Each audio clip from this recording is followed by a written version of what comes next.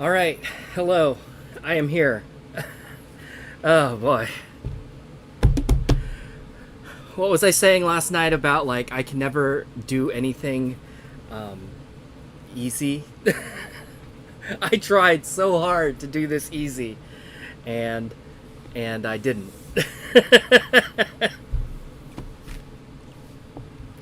But anyway, so yeah, um, I got delayed by a bunch of different things, but today the goal is this a garage. This is the back room of my basement.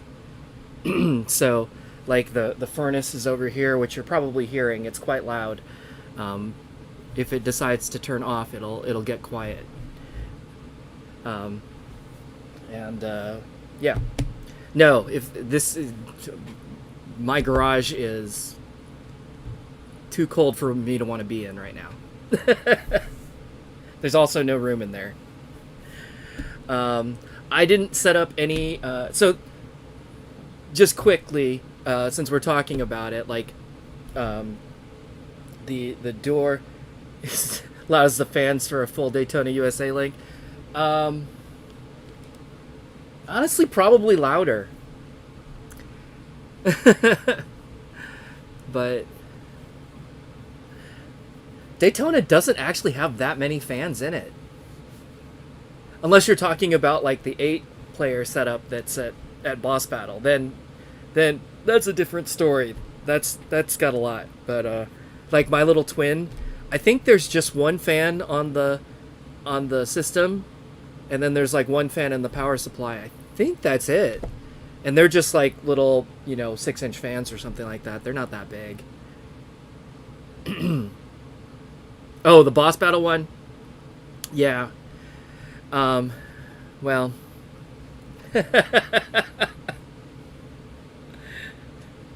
That's a totally different story. um, that one's fairly loud, but it was hot for a different reason when you were there. But anyway, the door, like right over here, is the door to the main basement that you all have seen, like before. I'm sorry, I'm not doing very well at talking. I'm distracted. My laptop is down here, so I can see like the chat. And then the camera's over there. The mic's right here, so hopefully you can hear me all right. Although I guess that's kind of like mildly in the way of being able to see what I'm doing. Although I guess that's what the overhead shot is for. Whee! But there's like one light bulb above me over here, and then I've got my desk lamp, which is quite useful for this. But this table, my workbench, used to be over out in the main like finished part of the basement. But after I put the new carpet in last year, this table got moved back here into the unfinished part of the basement, which is just like storage and mechanical crap, right? So there's a bunch of shelves which you can't really see because there's one like here, and there's a couple more that way, and another one back there. And then all of the, like house mechanical junk is in here. So, like water heater and furnace, water softener, sump pumps, all of that jazz, house stuff is in and around this area. But anyway, NightSATURN is here, yay! And also Adrian. Actually, the thing I'm working on tonight is for NightSATURN. If he wants to give you the full story, you're welcome to do that. But basically, he's looking to restore the original monitor back to his DDR cabinet, which had a an LCD put in by the previous owner, and they kind of hacked up the wiring harness for that. So I'm just gonna build a new. I'm gonna build a new RGB connector. Most is. Trust me, that is not the most atrocious. The most atrocious conversion. I've seen worse. I can see that I'm also really dark. What if I do this? Oh, now I'm a ghost. But gosh, that's really bright. Here, I'll put it up here so that I'm like vaguely. I mean, it's not great, but like I said, I give it a solid B. In the realm of hack job arcade repairs that I've seen some real hot garbage, like steamy garbage. But anyway, so the goal tonight is to build a new RGB connector to replace the one that got literally just cut off the end of his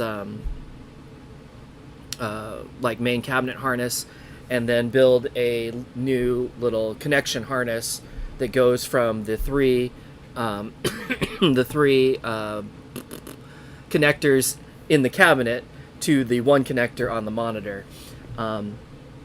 Here, I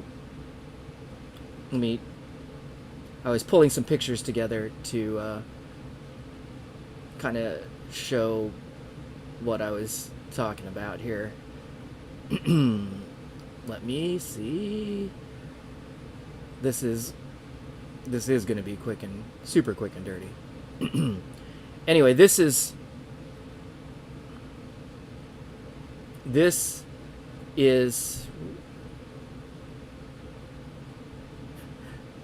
probably should have preloaded these so that they wouldn't be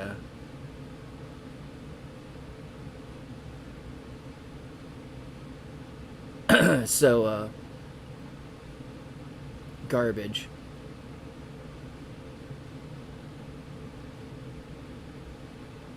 But anyway, I guess you can't really see it, or I can't point. I don't have a good way to point here. But if you take a look there, you can see there's three connectors. This is from the classic cabinet, which is also Japanese. This is what it looks like in my own cabinet right now. And if you look at those connectors, you can see there's three connectors kind of on that black shelf, if you want to call it that. There's the one with the brown and blue wire that is going off to the left, so that is power, to power the monitor. There's the one coming up toward the front that's black and yellow. That goes for DGOS.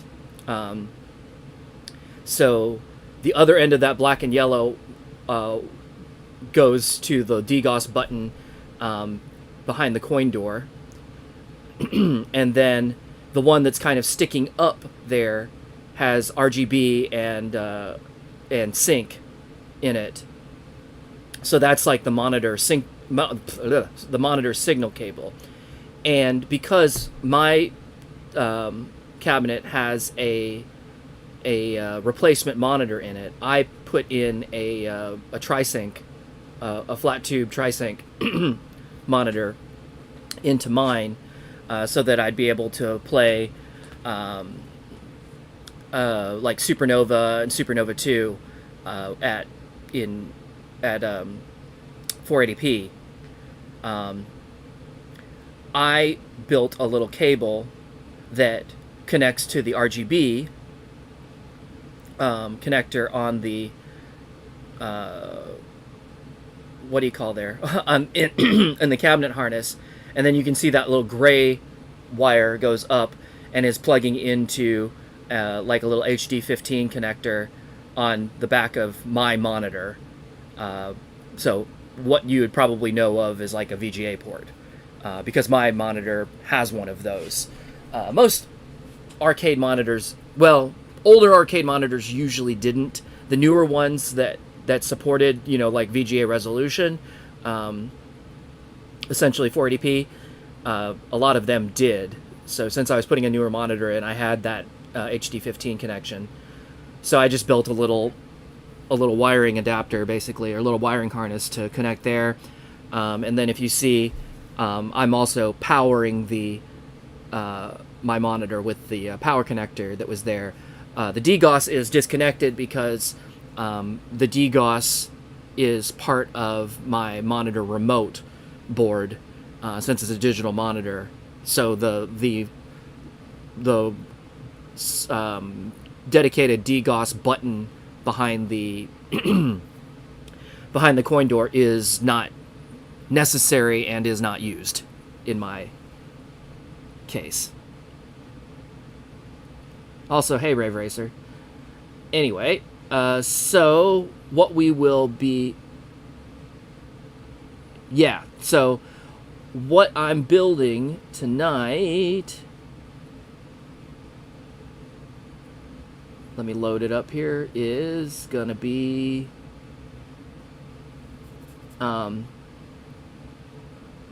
This is actually a picture of Brandon's harness, but you can see on the left side there are the three mating connectors for the ones that are in the cabinet. So you would connect those to the cabinet side, and then on the right side is the is the connector that connects into the Toshiba monitor. Toshiba used a single connector for everything, basically. So all the signal, the power, and the DGOS all in one big connector. So basically, this is a little adapter harness that connects from the cabinet wiring to the monitor, if that makes sense. All that wire nut garbage and those extra wires going off to the left there, that was a little hack that this actually came out of a Guitar Freaks cabinet. Uses the same monitor, uses the same setup, and the previous owner of that cabinet before Brandon did a little hacky thing to use a different monitor in there. But it's not the greatest, but it is a little nicer than what happened to NightSATURN, because the previous owner of his cabinet literally just hacked the connector off and used some butt splice connectors to connect the new monitor.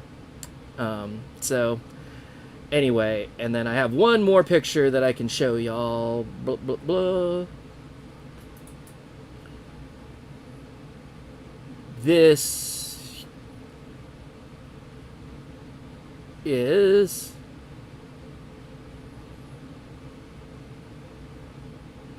so sloppy. I'm doing such a good job here.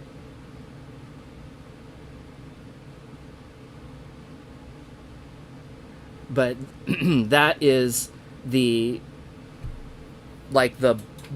back left side of the monitor, of the Toshiba monitor. That's basically so this would be just above where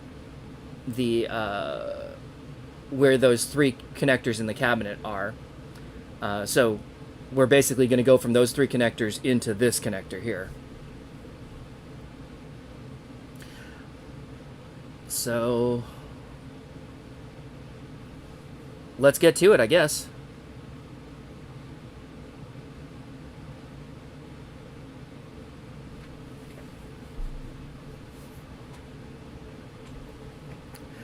Yeah, first of all, hi, Dance North. But then, NightSATURN, yeah, those two pieces of cardboard hiding the bezel. I think that's why I gave your hack job a B as opposed to a C, because I've seen a lot that don't even bother to try. Like, I know you showed me that they were like cut kind of crooked or whatever, but so many don't even bother trying to hide it.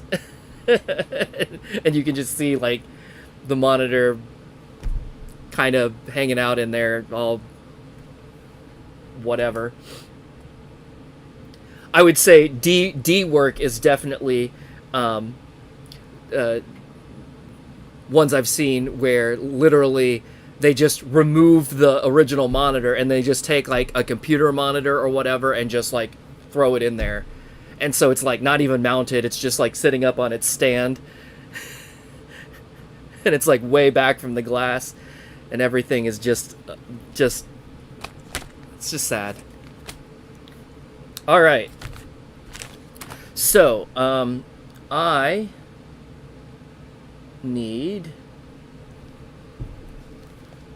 have some pictures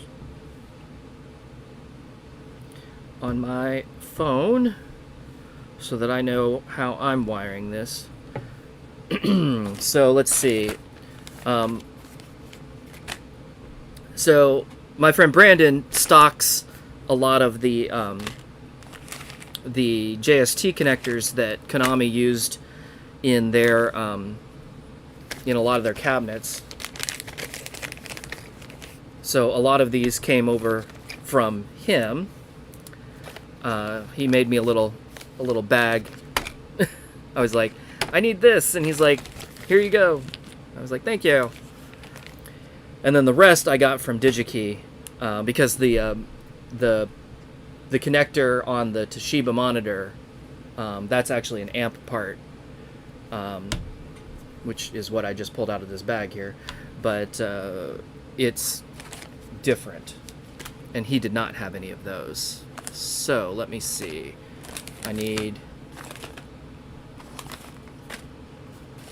I should probably, okay, sort the ones that he gave me from the ones that I bought, because they'll be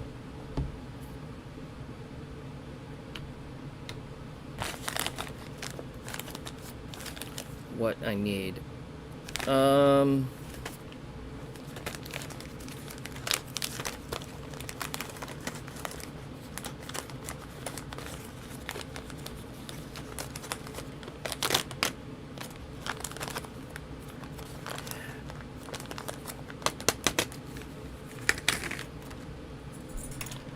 Okay, so what are these? These are the pin sides.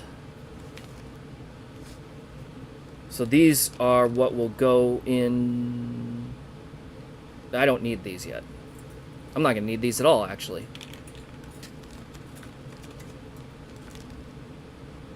For right now. I went ahead and bought all the supplies to make both sides of the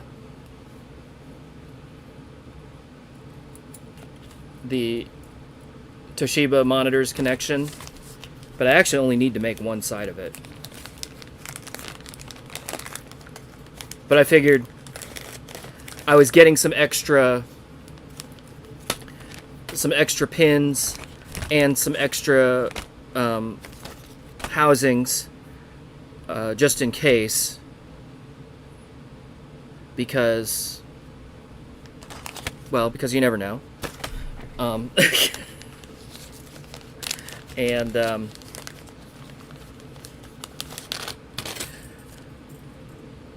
since I did that, I was like, well, I'll go ahead and build out a kit to do like 4 of these. That way, if I have to do this again, I'll already have the parts. Or if I need to do some other project, and I'll be like, I need the blah blah blah connector. Or I need to connect up a bunch of wires.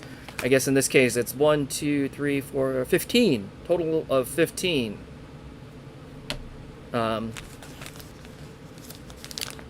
Then I'll be able to just do it. Dragon Prince. Yeah, I actually just explained it. If you want to roll back in the video a little bit. But basically, just building a monitor harness for a DDR cabinet to connect between the cabinet connectors and the monitor connection. And then also a little repair piece for a connector that got hacked off in a friend's cabinet.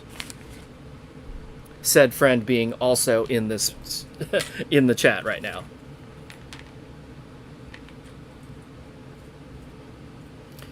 All right. So what we've got here, we've got these smaller contacts for the smaller wires, like the signal cables. So like these, the RGB and the sync wires. Beep, beep, beep. Well, that's gonna be hard. And then we've got these bigger contacts here for the power cabling, since you know, you're dealing with, well, in Japan 100 volt, in the US and Canada 120 volt AC, so you got to use a little bit bigger wire for that. And actually, on the just a side note, hello, I'm the friend. Yes, it's true. As a side note, for the Supernova and Supernova 2 conversion kits or upgrade kits that were sold by Betson in the United States, yeah, I know NightSATURN is like hardcore purist, so apparently he has his house wired for both 100 and 120 so that he can use like Japanese appliances in his house and give them the voltage that they're expecting, which is kind of related to what I was talking about, what I was just about to talk about, though, which is the conversion kits for DDR Supernova and Supernova 2 that were sold by Betson in the United States. They included actually a 120 to 100 volt step down transformer that went in line between the power supply and the Python 2 unit, so that you would be running the PlayStation 2 inside the Python 2 with 100 volt instead of 120 volt. The reality is 120, close enough.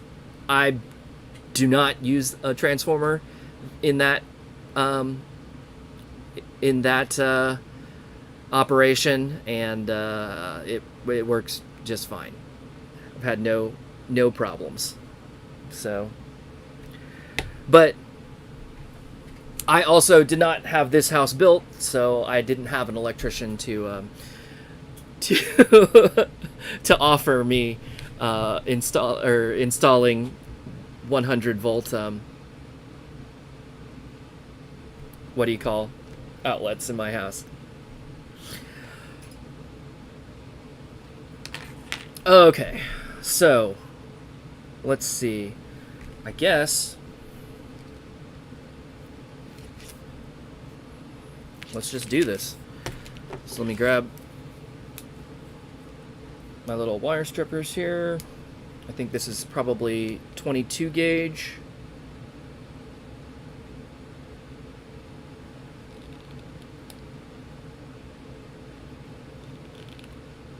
Seems about right. Okay, so I want the smaller of these two.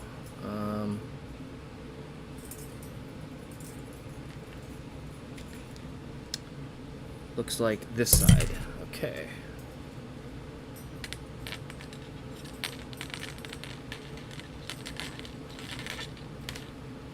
Let me try and make sure that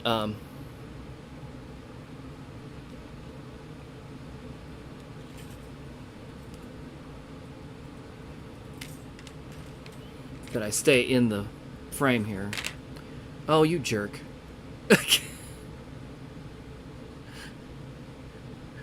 I was trying to break it off the reel, and the reel broke instead. Alright, fine. I'm gonna use my little snips and just snip that piece of reel off there. Boop. Okay. And I'm gonna need these guys.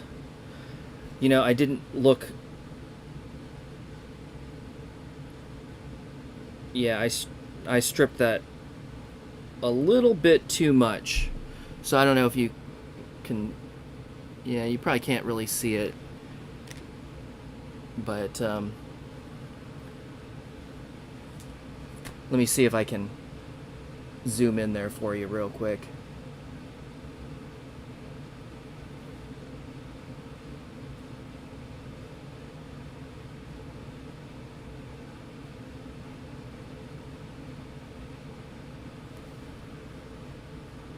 So, if you can see these little contacts, I know that's tiny, but this side here on the right is the part that will be inside of the housing that will actually make contact with the other side, and then on the back side is where the wire goes, and you want to strip it. There's two little crimp points. Oops, I'm off the thing. There's two little crimp points. There's one kind of like in the middle, and there's one toward the end. And the one in the middle you want to crimp onto the wire itself that you've stripped, and then the one on the end you want to crimp onto the insulation of the wire, and so the first one is what's making contact between the wire and the contact, and then the second one, by like digging into the plastic of the insulation, it forms a nice like tight bond between the wire and the contact. The wire crimp does as well, but that's what makes it strong, so that you know it's not going to come off, or at least you hope not. So I actually stripped just a little bit too much off, so I'm going to cut a little bit off here. Okay. Is that right, or did I... I trimmed just a little bit more than I should have, so... There we go. This is not maybe the most exact science. Well, at least not when you're doing it by hand. I'm sure they have, what do you call, machines to do all of this, but, you know, I'm only doing a few, so it's not necessary.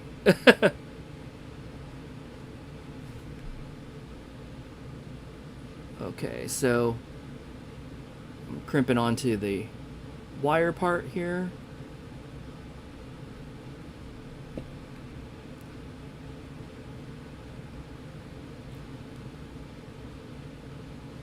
And now crimping onto the insulation part.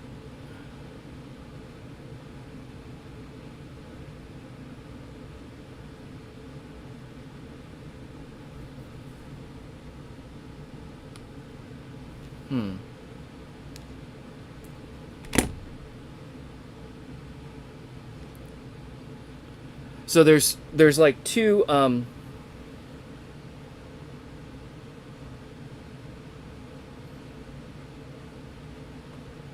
since I know you can't really see it because it's too small, but there's like, it's like a V, and then the wire sits down into the V, and then the crimper takes the V and basically folds the top parts over and then mashes it down. So like the points of it, you know, basically are holding into it. So it's not just like flattening it, it's actually curling it down into onto there to make a good solid connection. But this one just didn't quite curl right. That's why I was saying,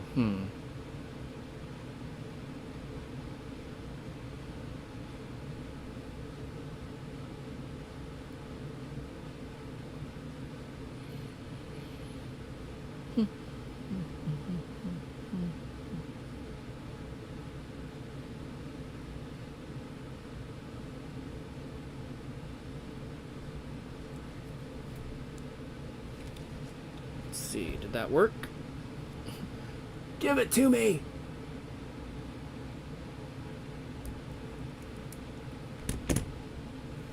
So now I should be able to like hold on to the contact and tug on the wire, and the wire shouldn't come out of there. And that seems pretty solid. So that's one. I should get a little bit faster with this as I go along too, but this is one of those things that I don't do real often. So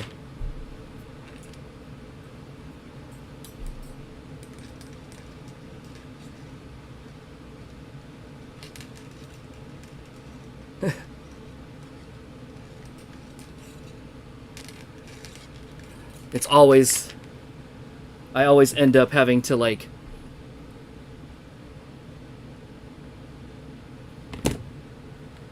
practice a little bit and get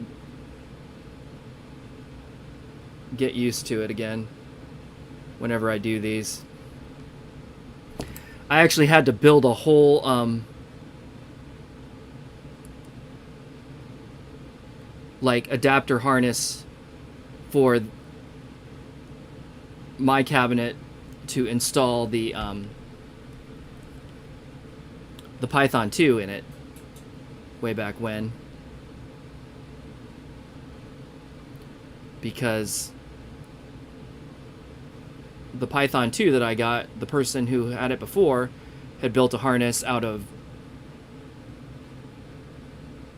speaker wire and, well, prayers actually, and wires kept falling out of it, and it was just a nightmare. So I was like, alright, I'm just gonna build a new harness and make this right. There we go. That's red, green, and now blue. That's not my stripper. All the tools kind of look the same.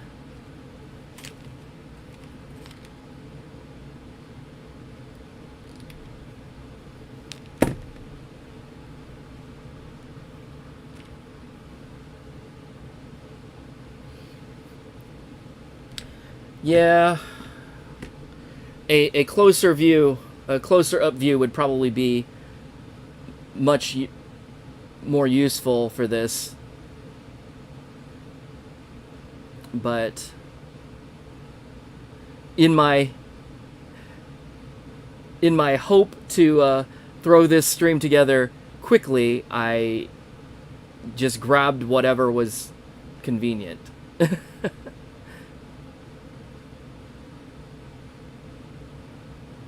Let's see.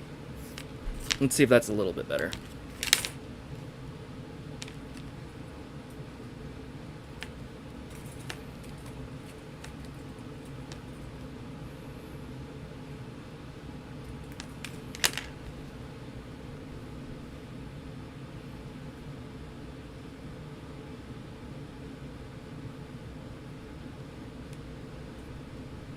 Hopefully you can hear me all right. It'll be interesting whenever the furnace does end up shutting off, which hopefully it will. It should theoretically get a lot quieter all of a sudden.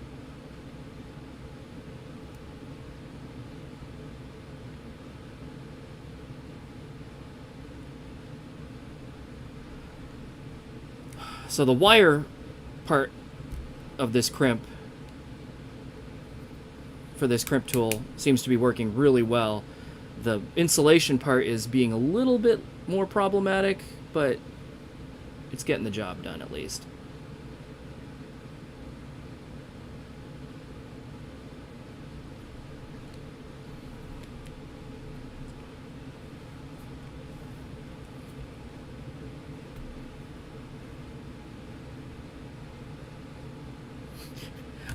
I might have to use my slightly bigger one, my bigger crimper.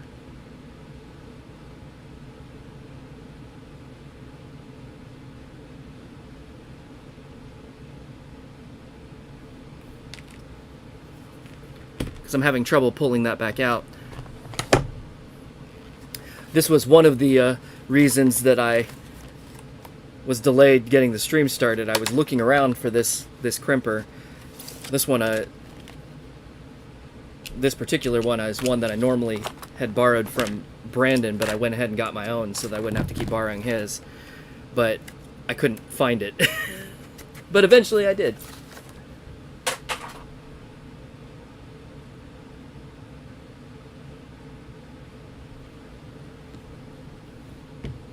All right. I need to look here. So it looks like this goes in. I have a picture that I took actually in my Dance Maniacs cabinet. It uses the same connector, but it has a slightly different harness, but it was good enough to tell me like what where the wires go. So I just need to make sure that I get this right. So red goes here, and the question is it go this way? Nope, it goes the other way. And they should just click in there if I've done it right. Yeah. So yeah, you can see like it's in there. It's good and solid.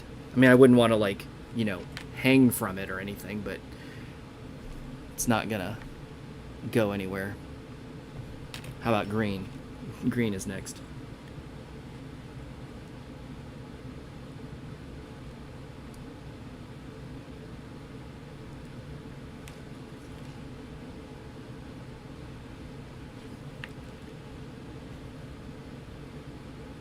So you just insert it in there and give it a little push, and it should click. Yep. So we got red, we got green, and now blue.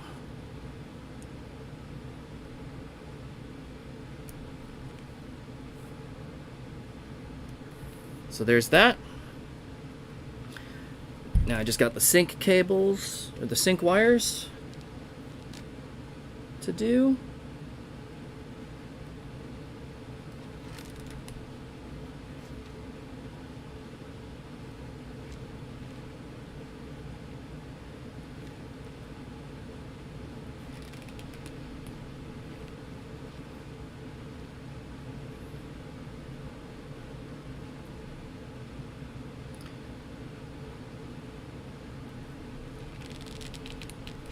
But you see what I mean, NightSATURN? Like, you can do this with solder, but it's way more of a pain in the butt. And actually, usually doesn't yield as good of results. Like, when you get these things properly crimped, they are quite strong.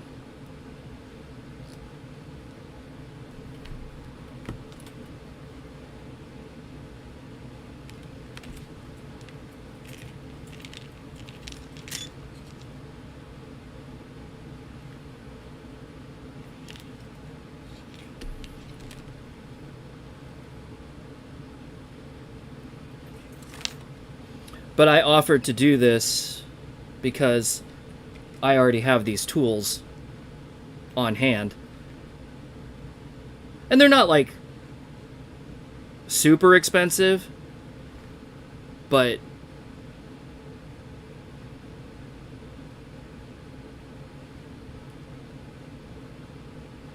there's no good reason for you to, oops, sorry.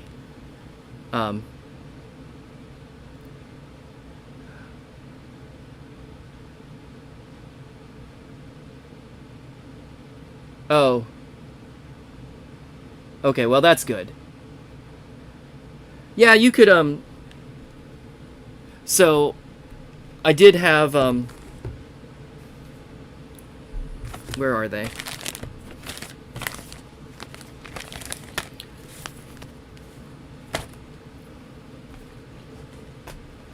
I'll find them in a minute. I did have Brandon send me the little crimp crimp splice connectors for you to attach the repair pigtail that I make for you. Let me see. Is this...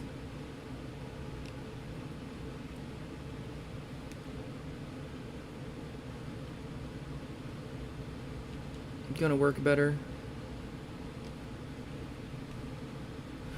I'm looking to see if I can use the bigger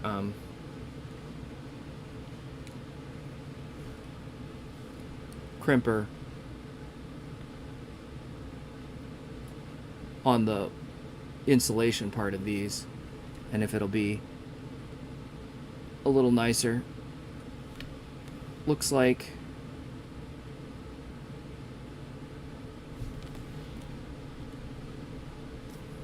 maybe.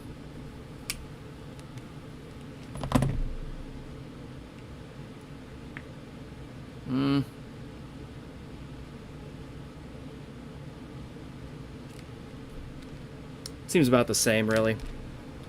I'm gonna stick to the other one.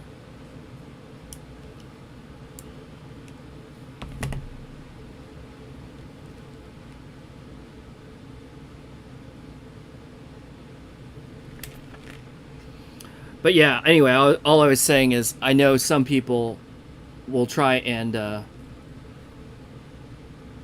put these terminals on with solder, and honestly, it kind of sucks. It sucks to do, and it doesn't work that great. At least that's been my experience. I can't say that I have not been one of those people. At least once. And it was a struggle, and it didn't go that well.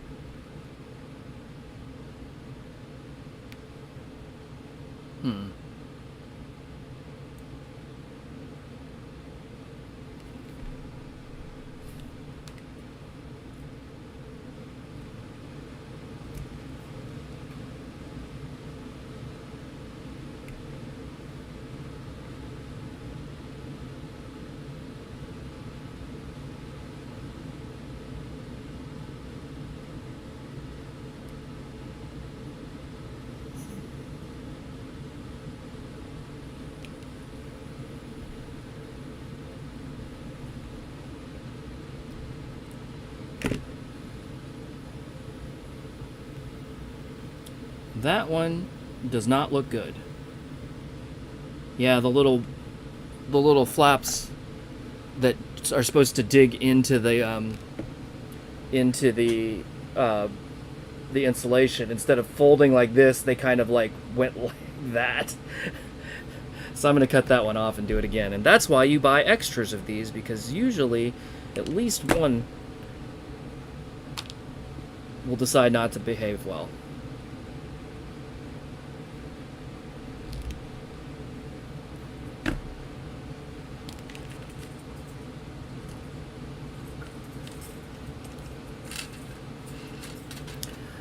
I think, actually, white is sink and black is ground.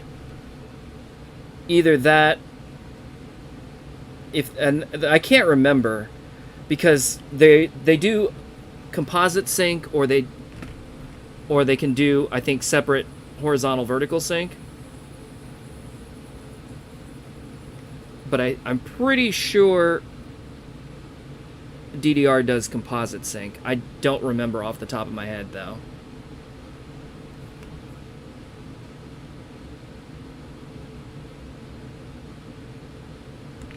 Need to strip just a little bit more back there.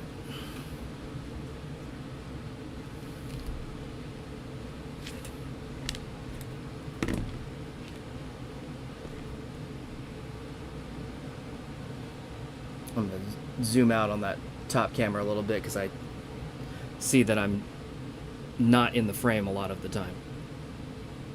And even though you can't really see anything,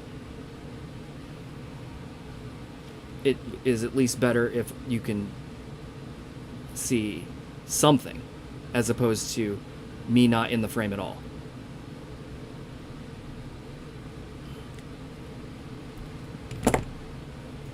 Yeah, okay, that went better.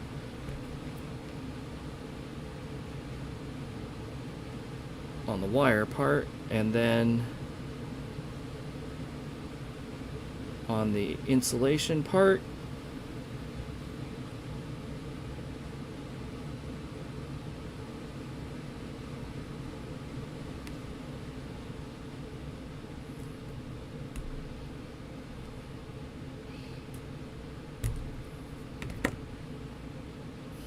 why are you being a pain in the ass?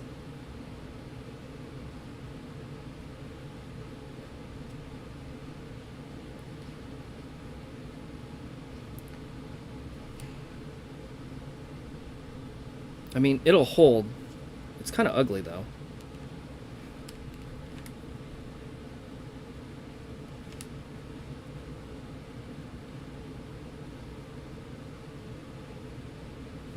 I don't know why that happened. Twice.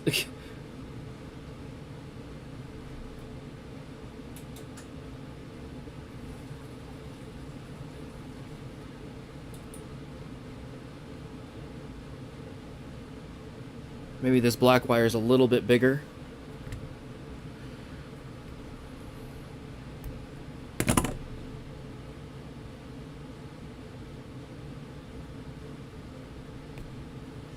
It seems stable at least.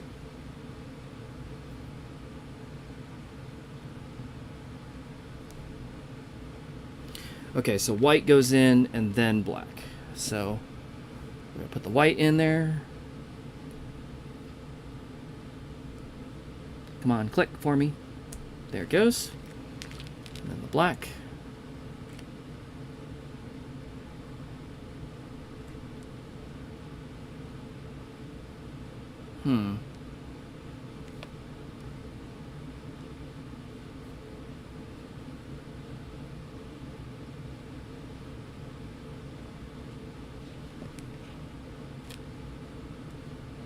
There it goes. Okay.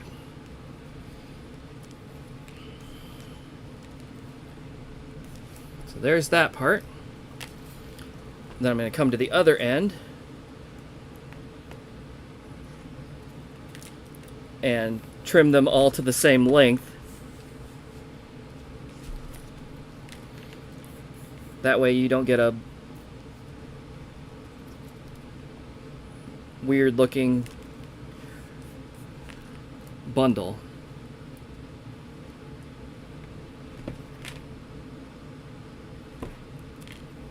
There we go.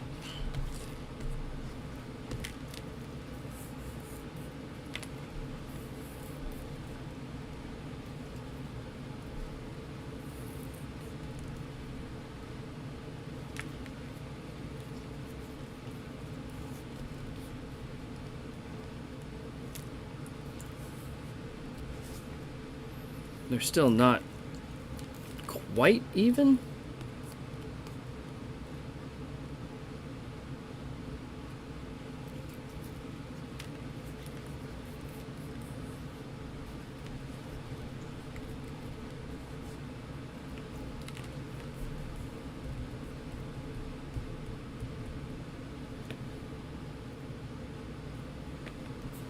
Pretty close though. Wrong one. There we go. Okay.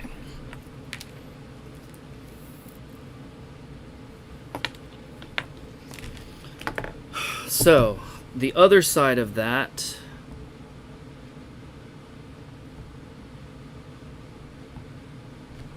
I'll need...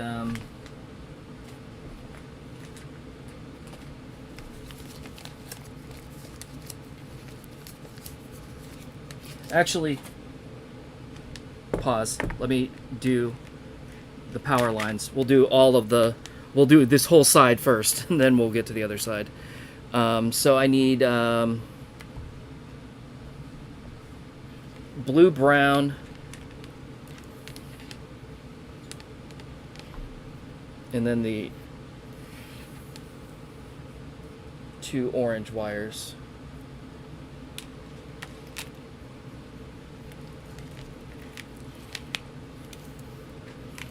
Okay, so I need to switch to the larger size contacts.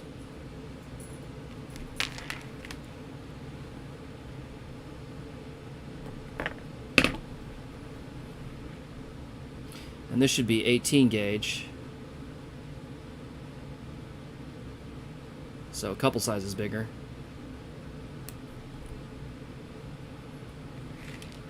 Yeah, that insulation's pretty stout comparatively.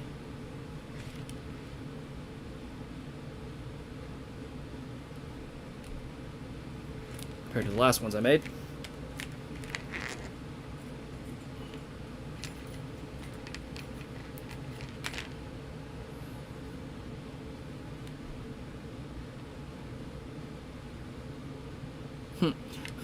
And like an idiot, I stripped it longer, thinking, "Oh, it's a bigger connector," but the depth is the same, which I should know because it has to go into the same housing. Idiot, but whatever.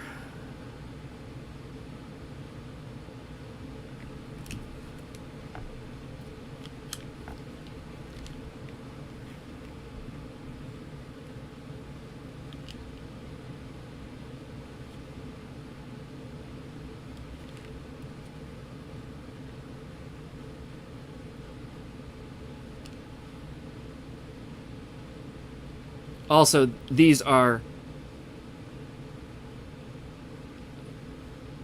the tools that I'm using are not exactly for these,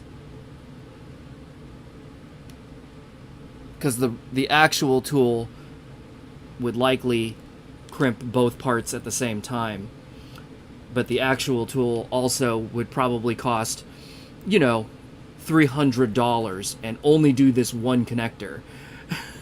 So it was like, well, these will work and only cost, you know, $30 or $40, and I can do... Oh, that fell off.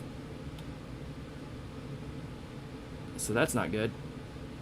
I either need to crimp it, I either need to squeeze it harder, or I need to use a different size. Let's find out. Oh, I probably just need to use the slightly smaller space there. Ah, yeah, that felt right. That's better. Okay.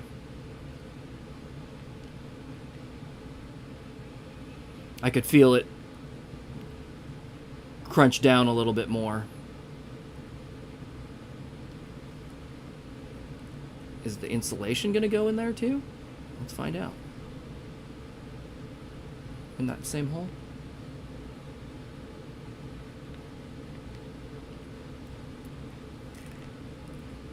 That I don't think so. I think that one needs to use the bigger hole.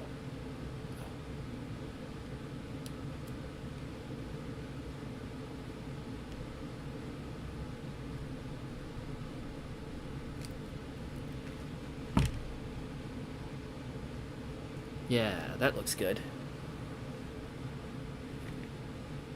Well, I'm guessing on the 300. I know that the tooling on these usually is quite expensive, though.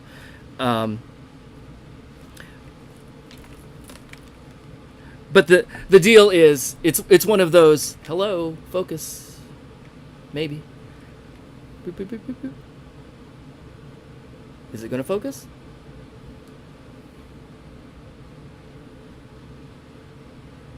There we go. It's one of those, you know, I'm building 1, 2, 3, 4 connectors. I guess maybe 5 connectors. You know, so whatever. If it takes me a little longer, it's not that big of a deal. But, you know, if I was building 500 of them, yeah, I'd be buying that tool.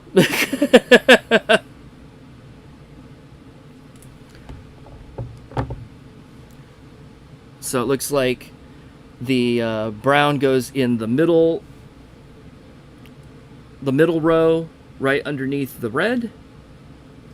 So we're going to snap that in there.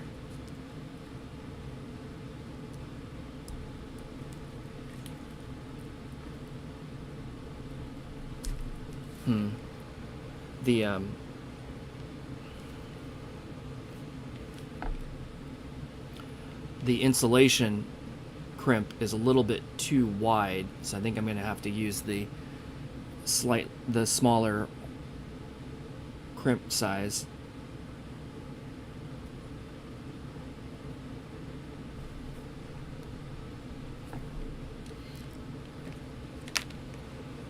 I may do it.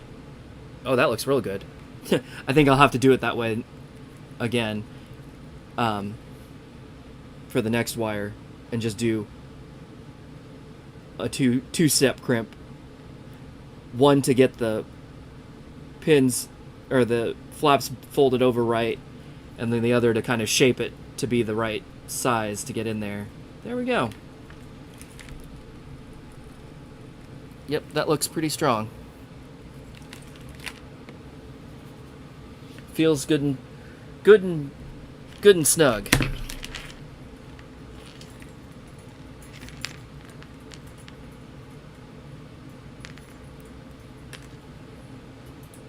And I saw your comment there that you think you'll stream it when you try and hook up the monitor. That'll be fun. I'll tune in for that.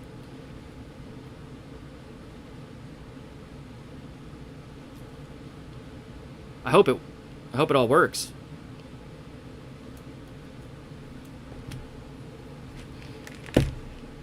I'm excited to see your cabinet restored to its full former glory.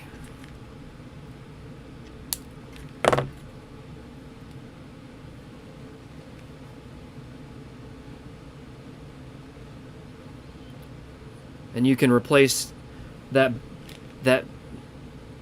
B- hack job with an A+.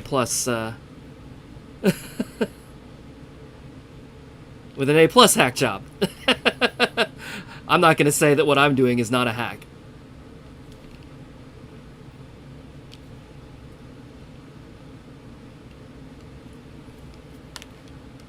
I won't give myself an A+. Hopefully just an A. I'll take an A.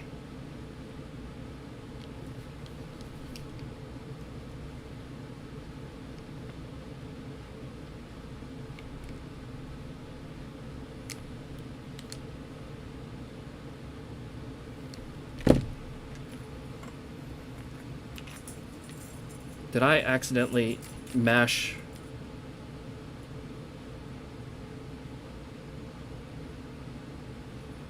Yeah, I got the crimper on there wrong. I mashed part that I shouldn't have. My bad. Try it again. Again. That's why you get extras.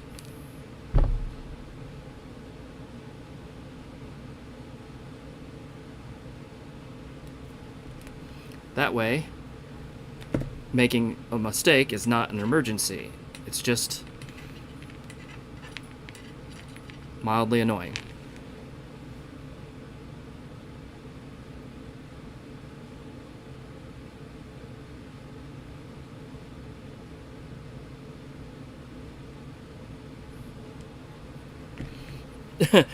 SS job as a cap from the factory. Well, I don't know. DDR cabs are usually pretty solidly built. Well, the J cabs anyway. The K cabs are kind of questionable in a lot of ways.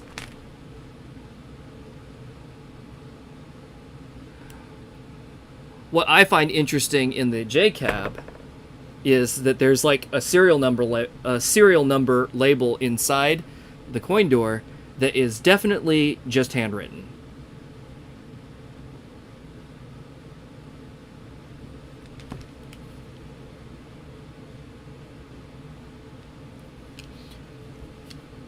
How about you use the tool not backwards, Brian?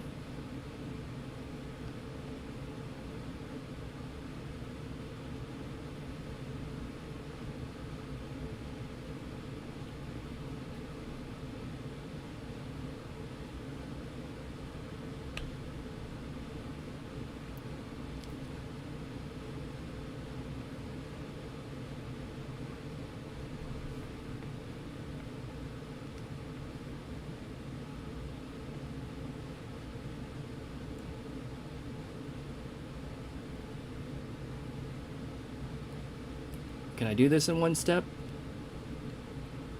I just remembered that I said I was going to bend it with the bigger size and then shape it with the smaller size. Yeah, I should do that. It's not going quite the way I want it to.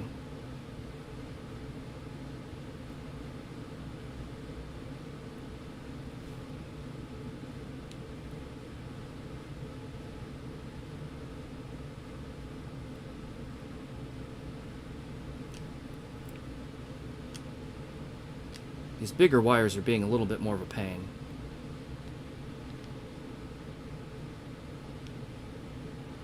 For some reason.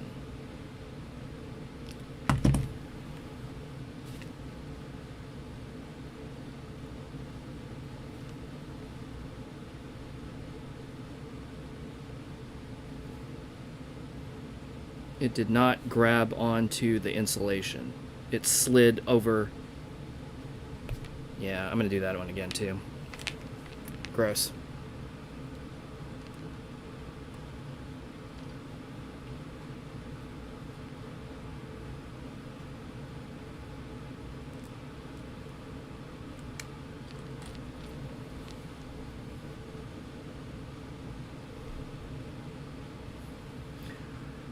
Were the USA J cabs labeled at third mix inside the machine? Yours says third mix? Interesting. Mine, I don't know the answer to that question. Mine doesn't say, on that label, doesn't really say anything. Like, in reference to a mix. Not that I know of, anyway.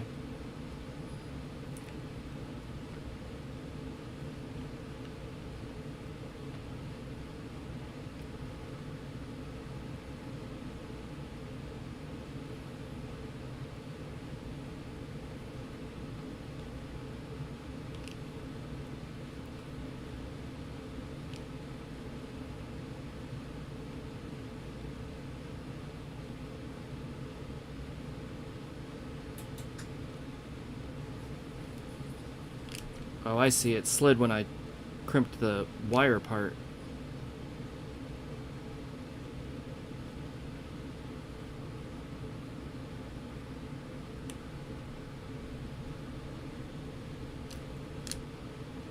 There we go.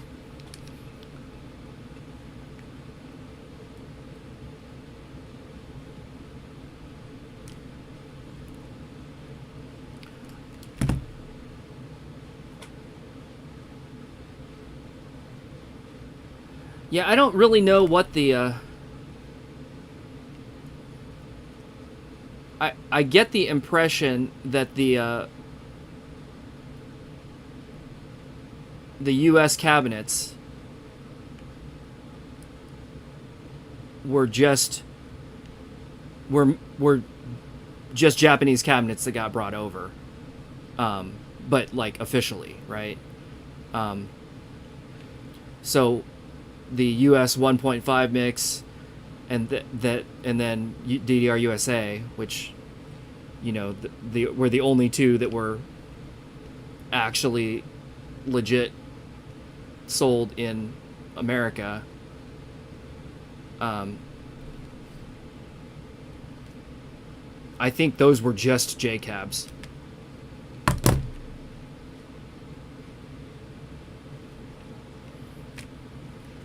But I could be wrong. I haven't had an opportunity to I've been in a cabinet that was 1.5 and then upgraded to USA, but did I bust the...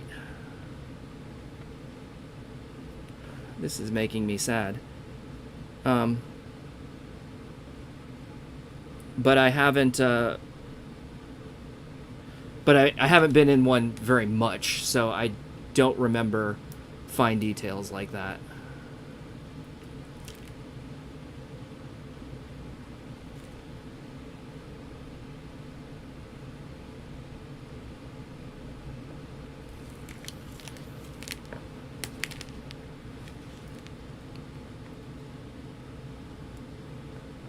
I don't think I get that reference.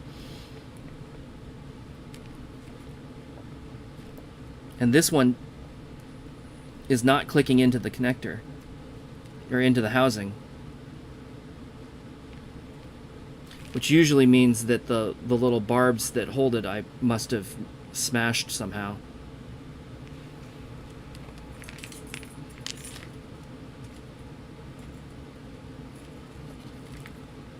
It looks okay though. It is a little bent. Maybe that's the problem, if I straighten it back out. Alright, try again. Get in there. Work with me, buddy.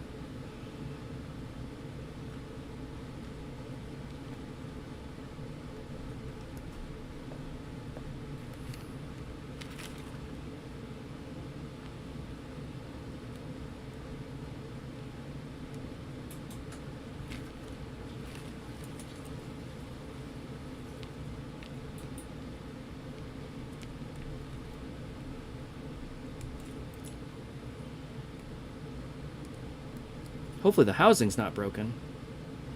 It doesn't seem to be.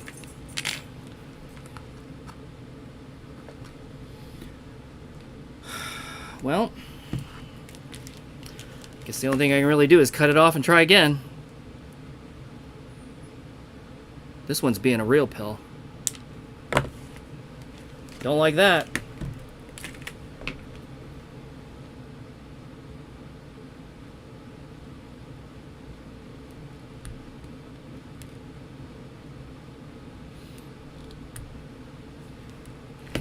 Fortunately, I bought kit enough to build these, like, build 4 of these connectors in their entirety, but like this is only going to be there's 15 positions, but only 5, 6, 7, 8, 9 get filled, so I'm going to actually have a lot of extra contacts anyway, so it's not the end of the world.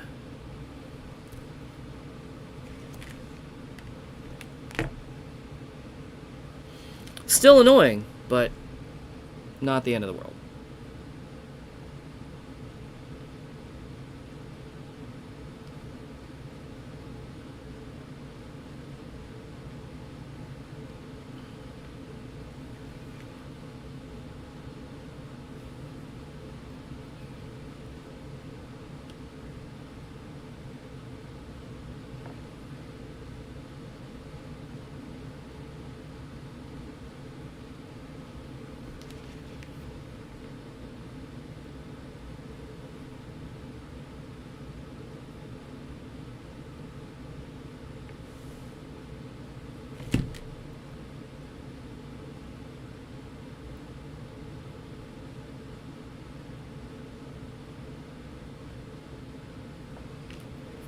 Man, it needs to be just slightly shorter.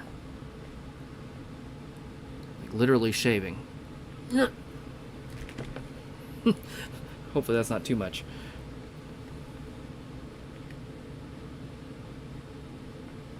Yeah, that's okay.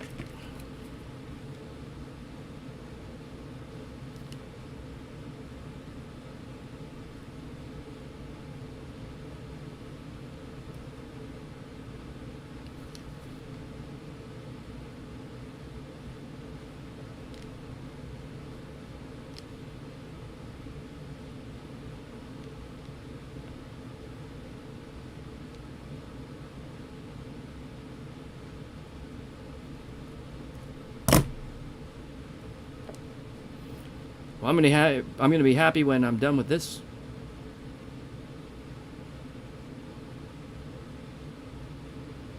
One, that's for sure.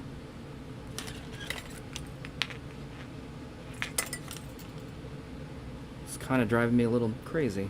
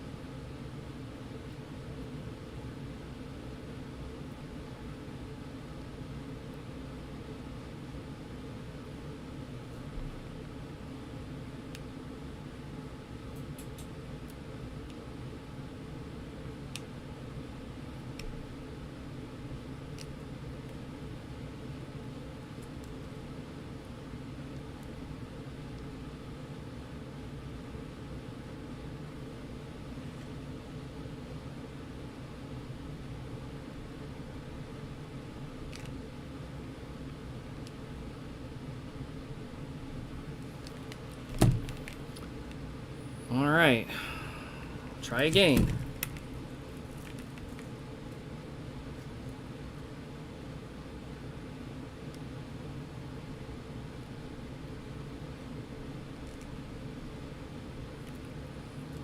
Why doesn't it stick in there? Is the housing broken? I don't think so. The last one stuck in there. I didn't mash anything that I shouldn't have. I was very careful since this is the third one. Angry. And it's going all the way in, I think.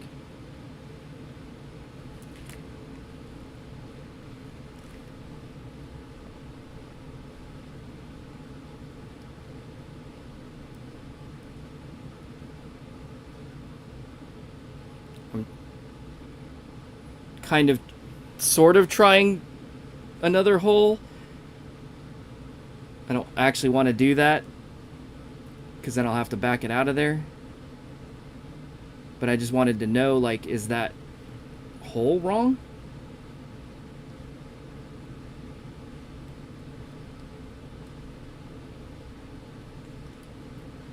Like, it's...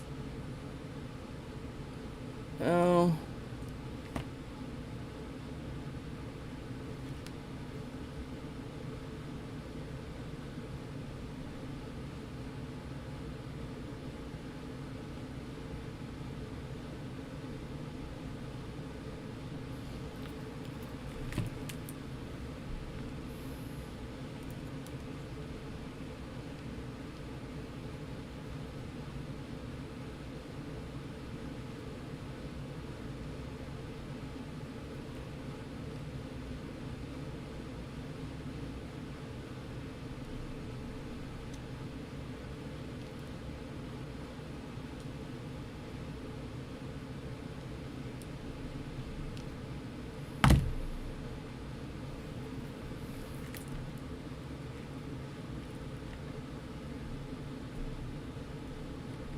It just doesn't click.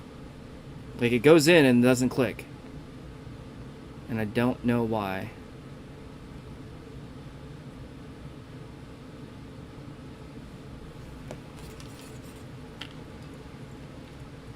I did crimp it smaller. I double crimped it. I did it in the big one and then I did it in the small one. And I'm looking at it, I'm comparing it to an crimped one, and it looks okay. And I see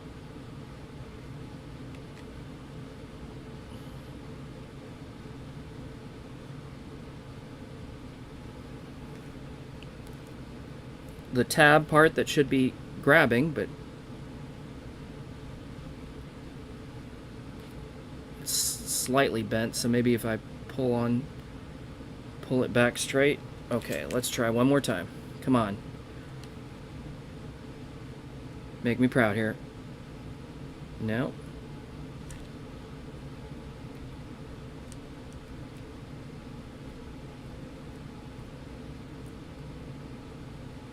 Alright, I am sticking it in another hole real quick just to see.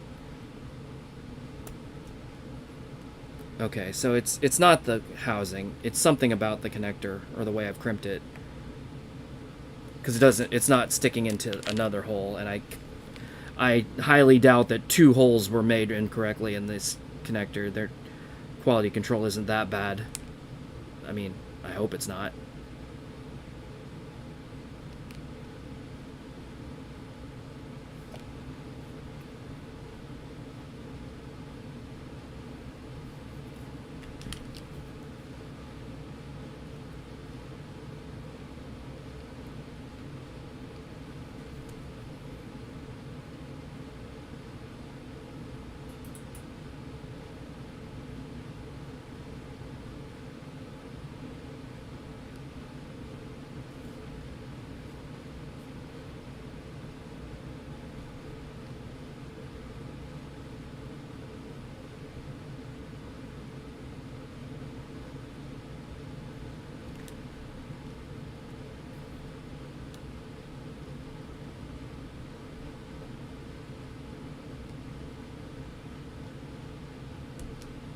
The only thing I can guess here is that the insulation crimp is not quite the right shape, and so it's causing it to not go in all the way.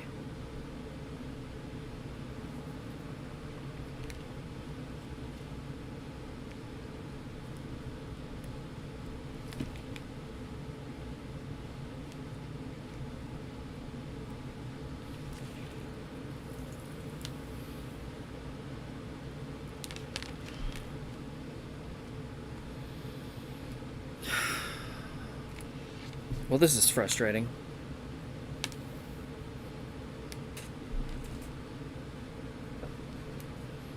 I'll try one more time, I guess. I'm going to do the other side. Just the other side of the wire, I mean.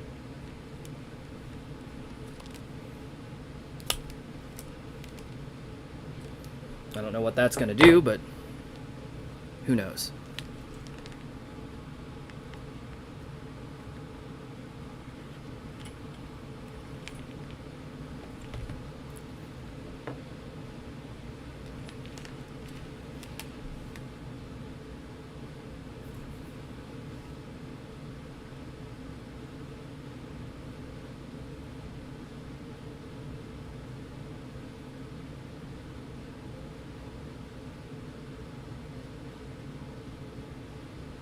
I could try shoving an empty one into the housing there and just make sure that it works. But then I have to go find my I would have to go find the correct removal tool to get it back out of there. And I don't know which tool that is off the top of my head.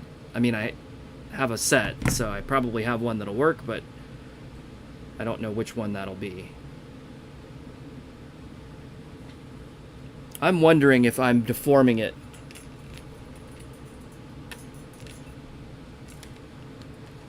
in a bad way when I'm doing that first crimp. Yeah, I didn't even hold this time.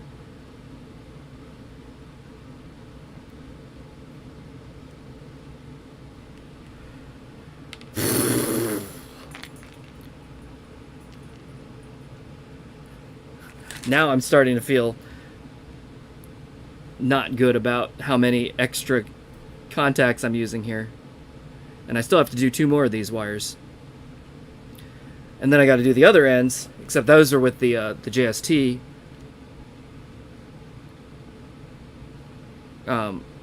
contacts, which I've done more often and maybe will cooperate with me better.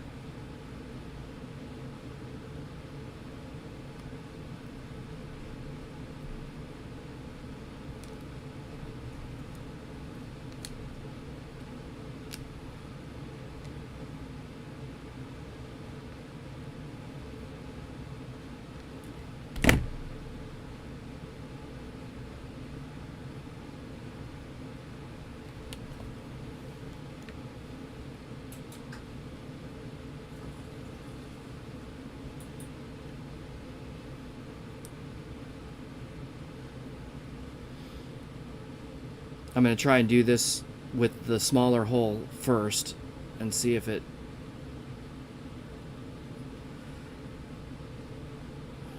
No.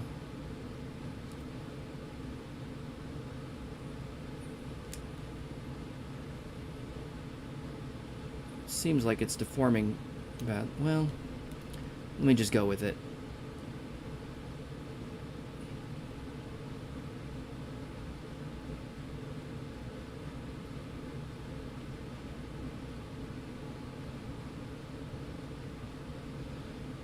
Come on, do it.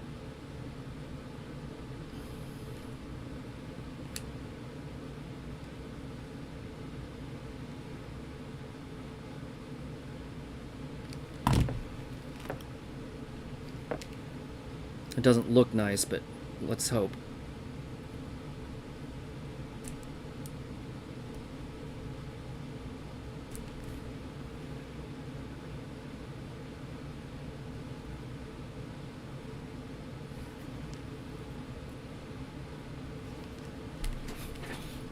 I wish you could help too. This is causing me a little strife right now.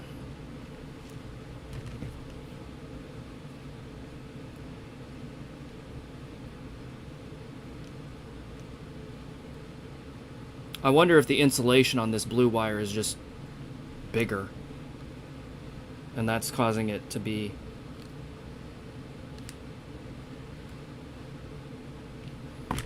fussy.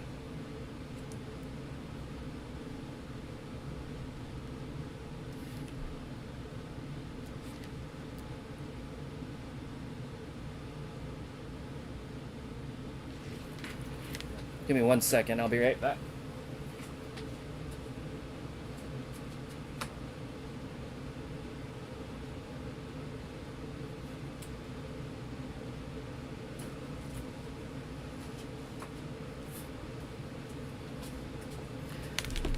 Okay. I was just making sure that this, what I've got done so far, will actually plug onto the Toshiba monitor. So I have one behind me, so it did. It plugged just fine. And focus, thank you. Okay, so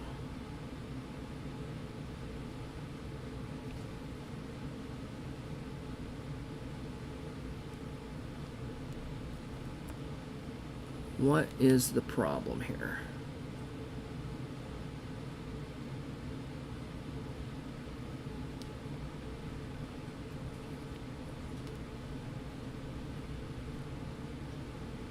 I think it's just not... I think it's not going all the way... Oh! Oh! I felt it click and I was like, did it finally? But it didn't. But yeah, I think it's just not going all the way in for some reason. No, I've got some drink right here, and there's food upstairs. I ate before I started this, so I'm okay on food. But thank you.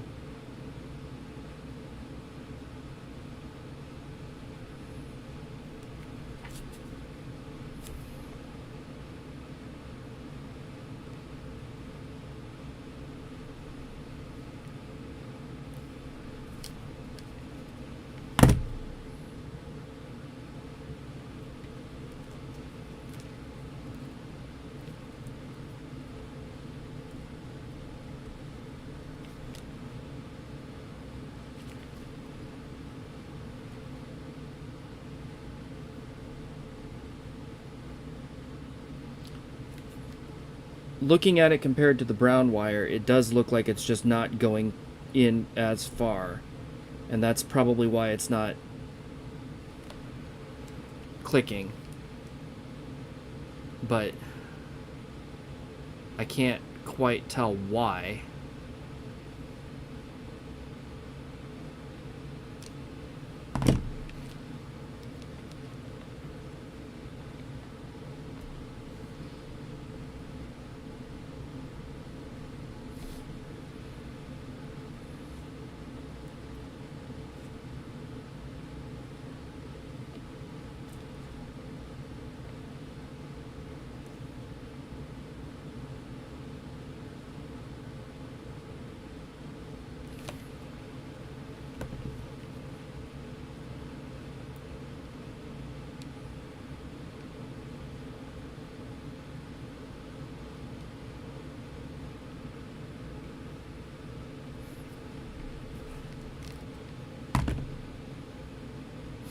Trying to mash the crimp down a little bit more. Maybe that's not fitting.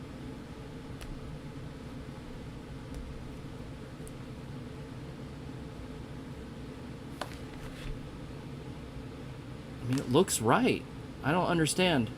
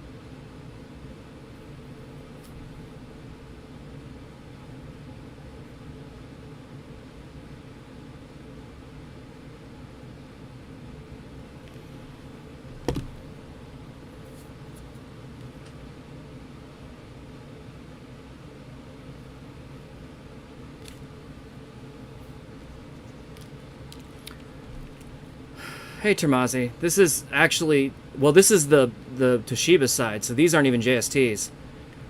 And for whatever reason, this one just does not want to fit into the housing. And I don't know why.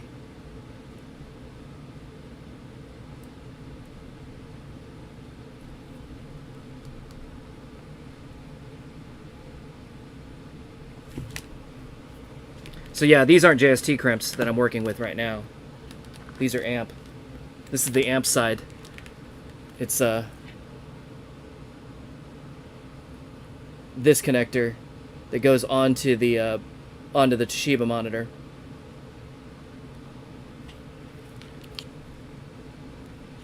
Well, let me try something else for a second, because I'm getting frustrated. Let me try this orange. Mirror, mirror, mirror, mirror, mirror, mirror.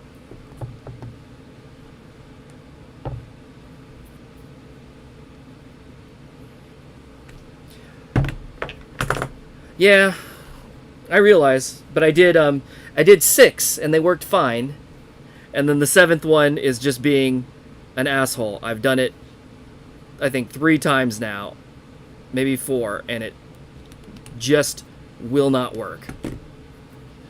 And I don't know why. And I'm doing it the same way. So, that's cool.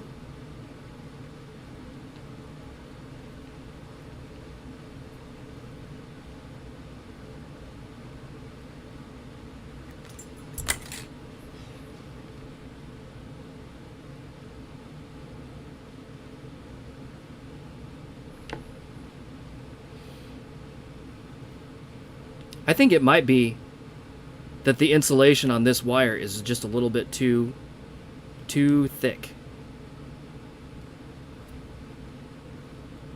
And it's causing the contact to deform when I crimp it.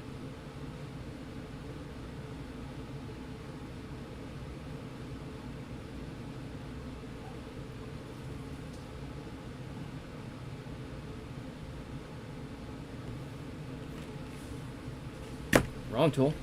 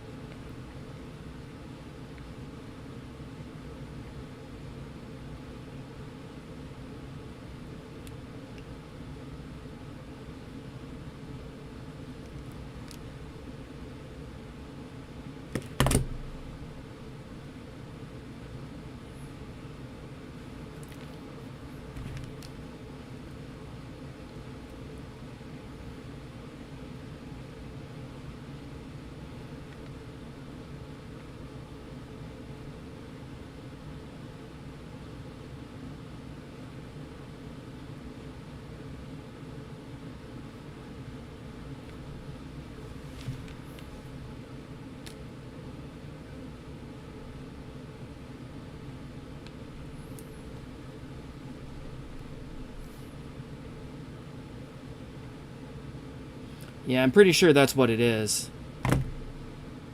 That the part that crimps onto the insulation is getting deformed because the insulation's a little too thick.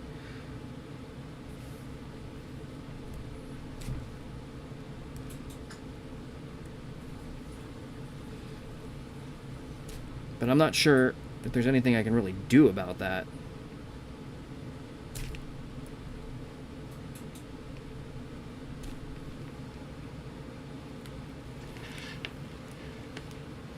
Well, I do know one thing I can do about that.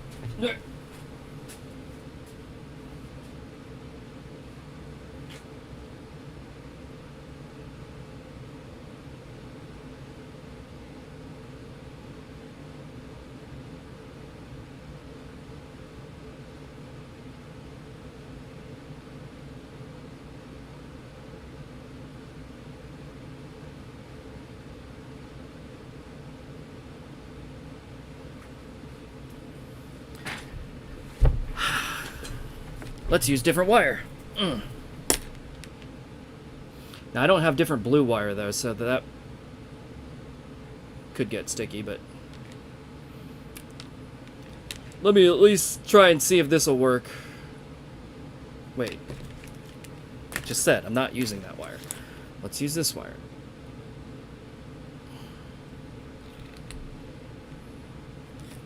This is also 18 gauge, but it's a much less fat insulator.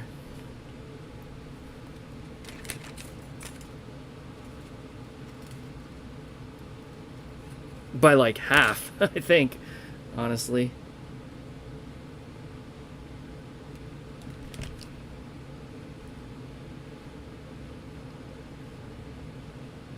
That other one's super thick for some reason.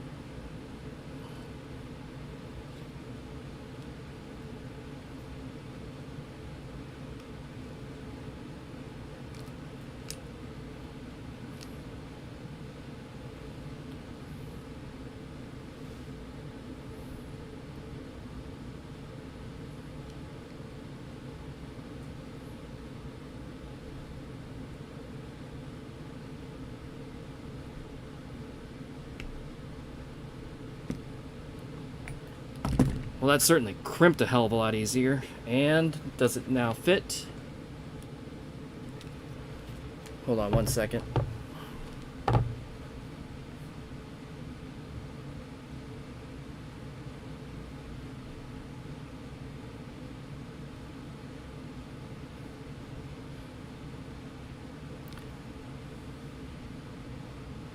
This is actually a different...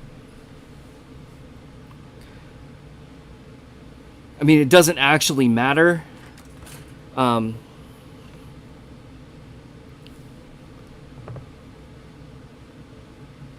Toshiba just has 2 red wires going into this side.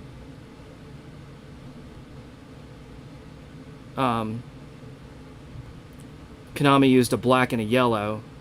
It doesn't actually matter, but since Konami used black and yellow, let me make it match, just so that it when you connect it, it looks nice.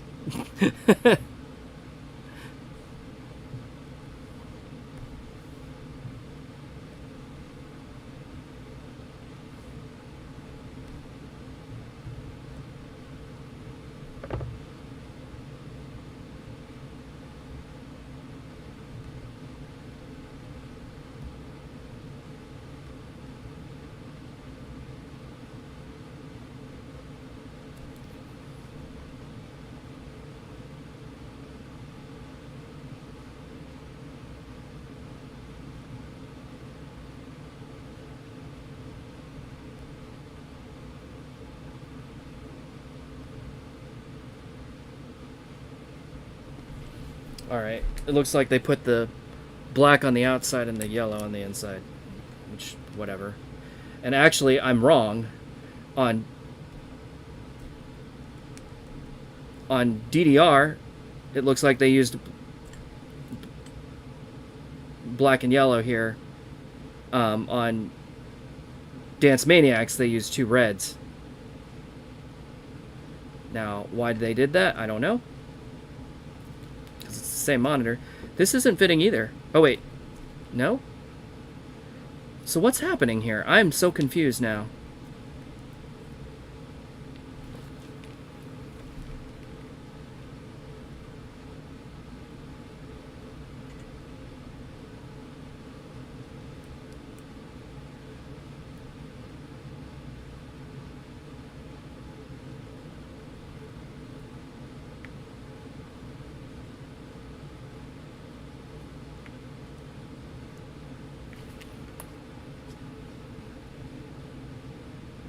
Yeah, so I'm building this for NightSATURN. His is missing. Mine is also missing. I think I might have accidentally sold it in that Drum Mania cabinet.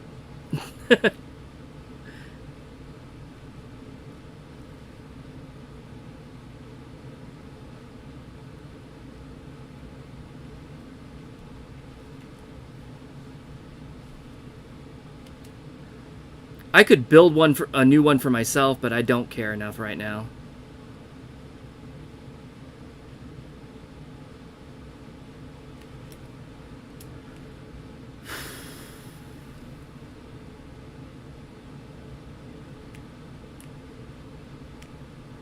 Yeah, I don't understand why this isn't working. Because it oughta.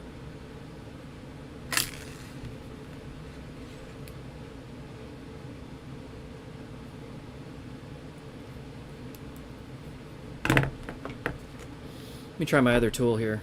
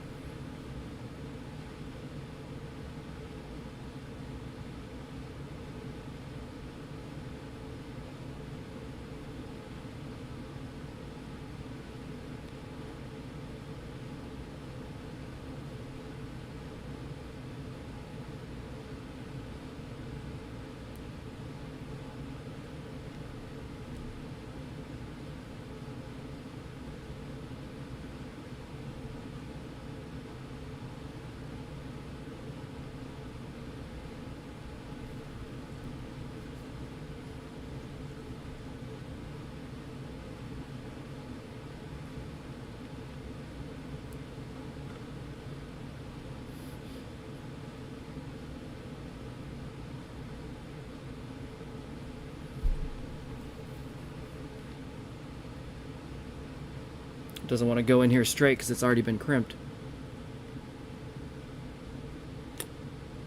by a different crimper, right? A different tool.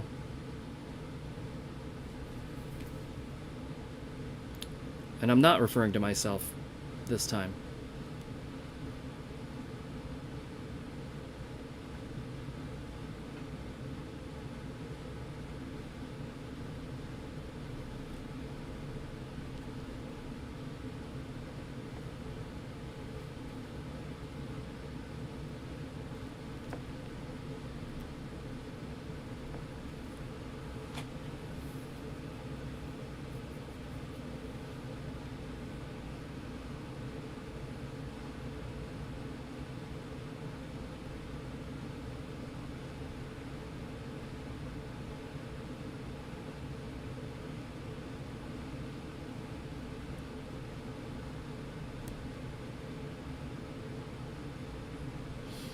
You need a Carfax for DDR.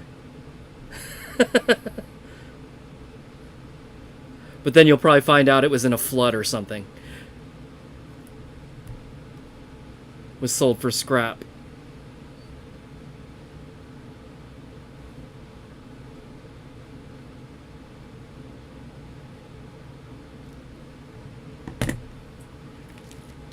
Salvage title, exactly. Hey! That clicked in there. Let me see if I can get this blue one to cooperate. I kind of reformed the crimp a little bit.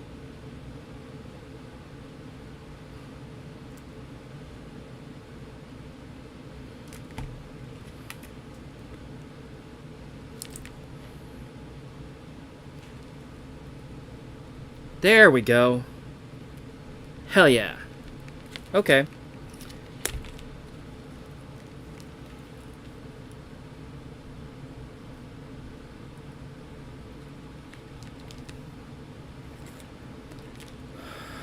Jesus. What a nightmare.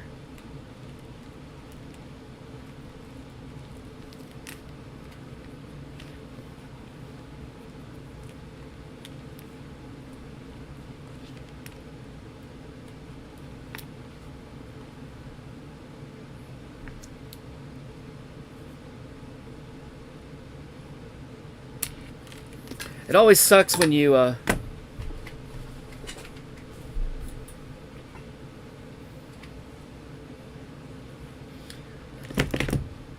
end up spending like 3 times as long on one as you did on the last 6.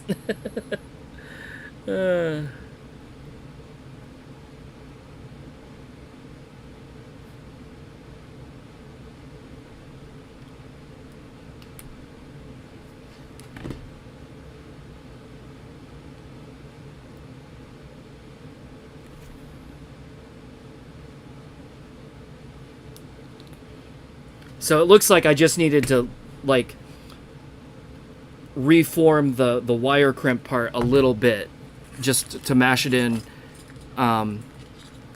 mash the sides in a little bit. I think it became too flat, basically, is what happened.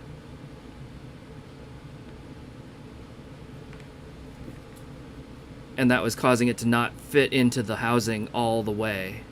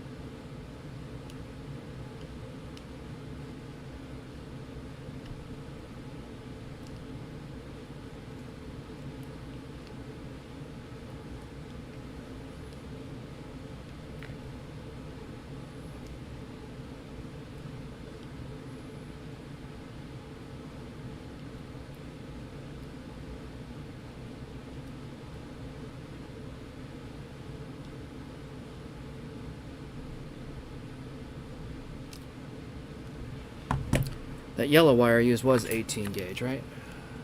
Yeah, okay. So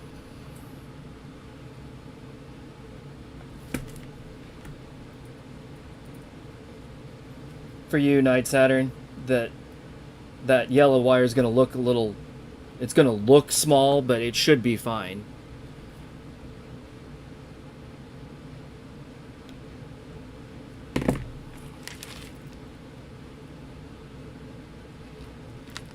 It just has smaller insulation on it.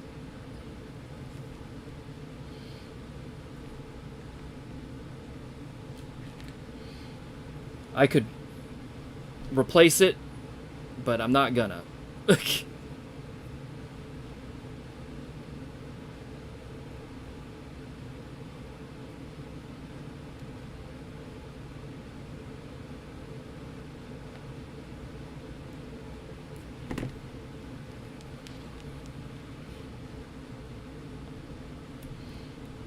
Honestly, I doubt you would notice if I hadn't pointed it out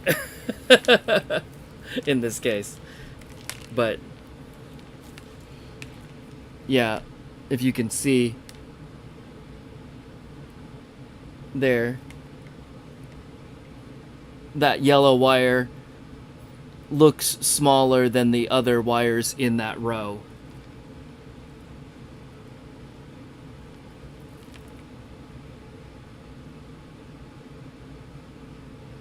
But the wire inside is actually not, but the insulation is.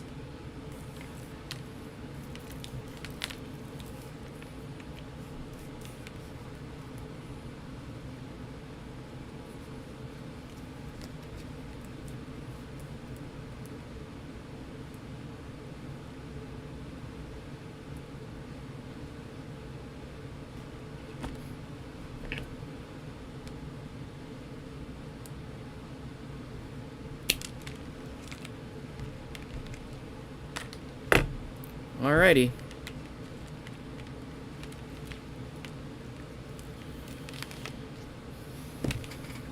So now I have to do the other end of this sucker.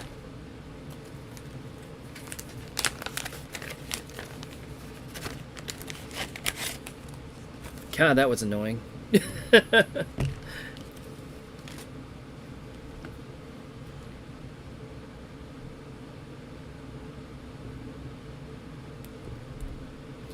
I guess that's what I get for not using the $300 tool, right?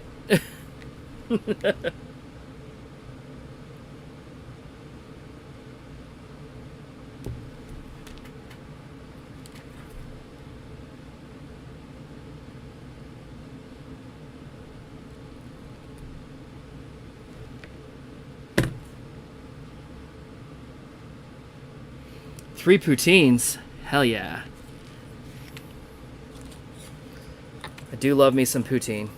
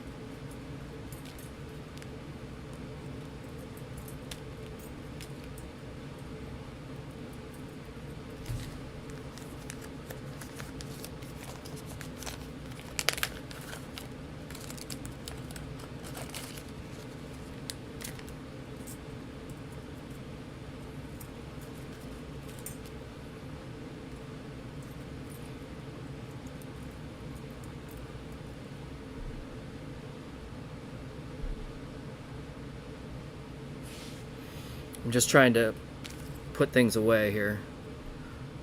So this is the 22 to 20. Hey, the furnace just turned off. See how much quieter it is? I don't know if you can hear that. Probably, though.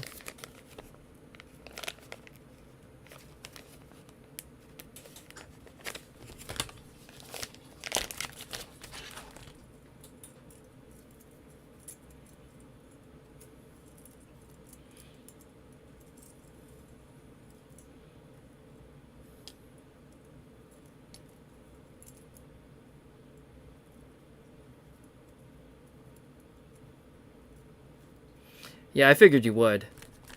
I'm not using any kind of noise reduction or anything, so... Oh yeah, I'm looking at the meter. The noise floor is, like, less than half what it was earlier.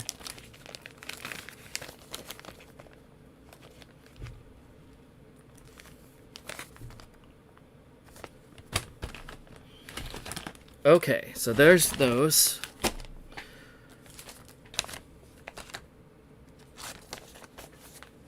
That's trash. I'm not gonna need these right now. I will need this in a minute, but not yet. Okay.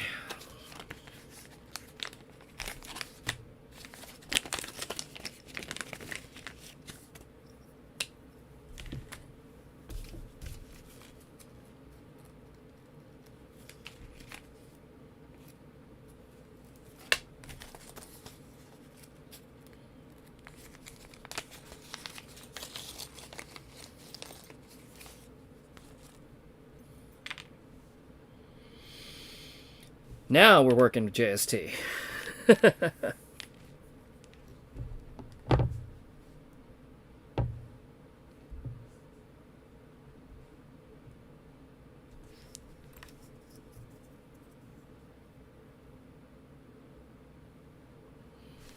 Is this the...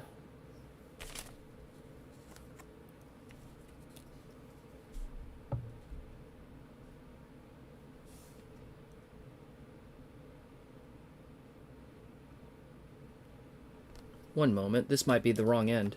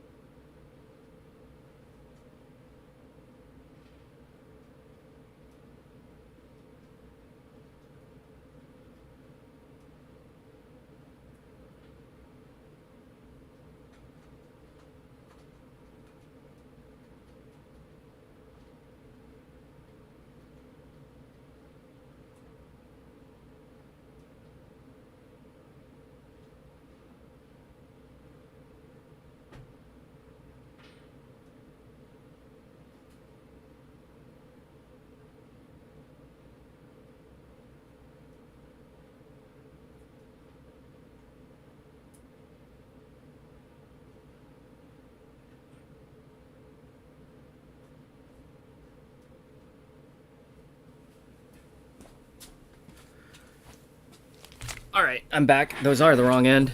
And the right end I found on the DDR machine. Because apparently I was looking at it earlier and I left them there. Smart. Real smart guy. Oops.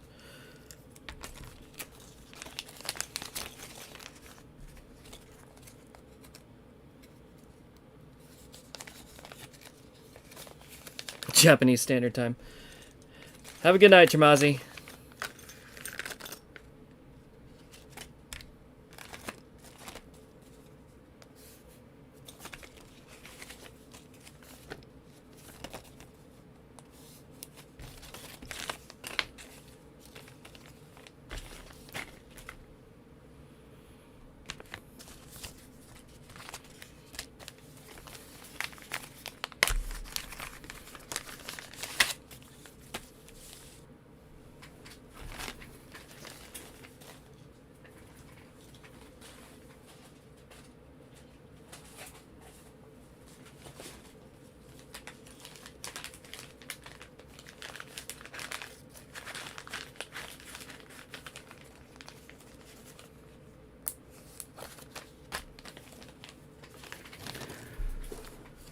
Okay.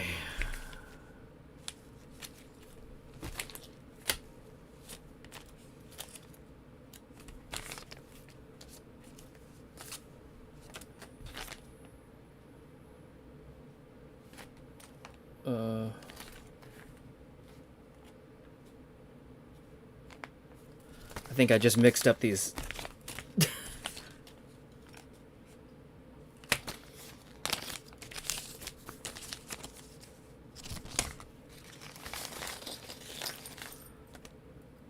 Pins, because they're no.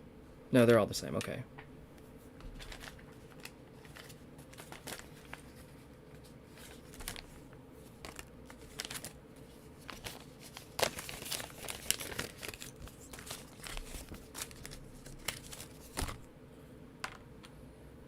Let me verify in my machine real quick that these are the correct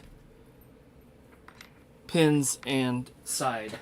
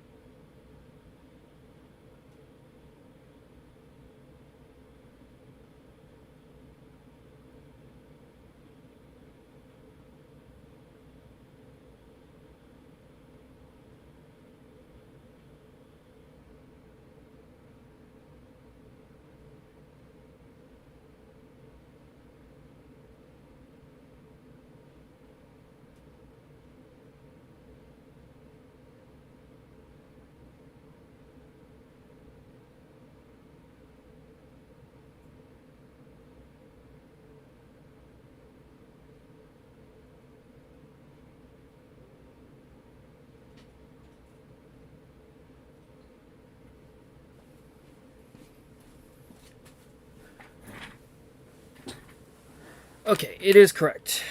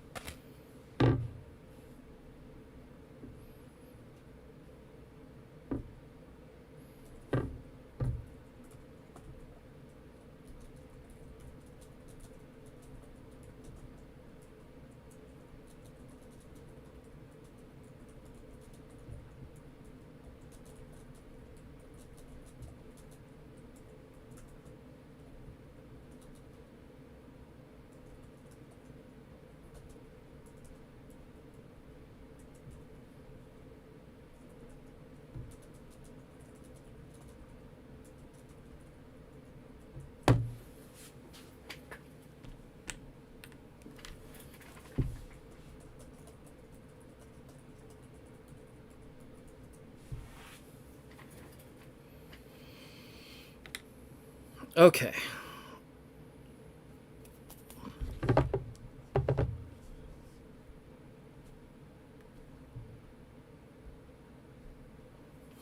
So let's start with the power. It'll go here, and we need the blue and brown. This one I actually need to strip just a little bit more off. Oh yeah, the JST contacts are quite a bit larger actually.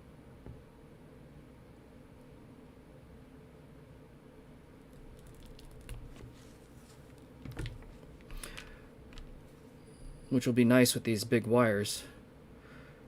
I wonder if I'm going to have to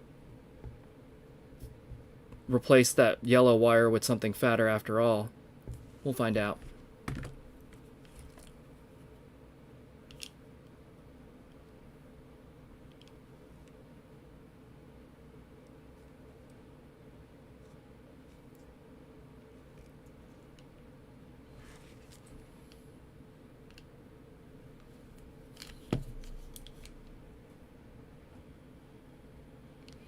Yeah, I may have to use... I'm think I'm using the bigger size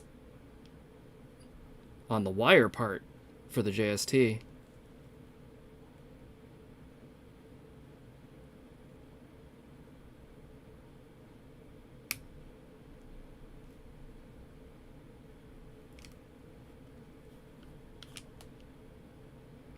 No. Ultimately, it's going to be the smaller size.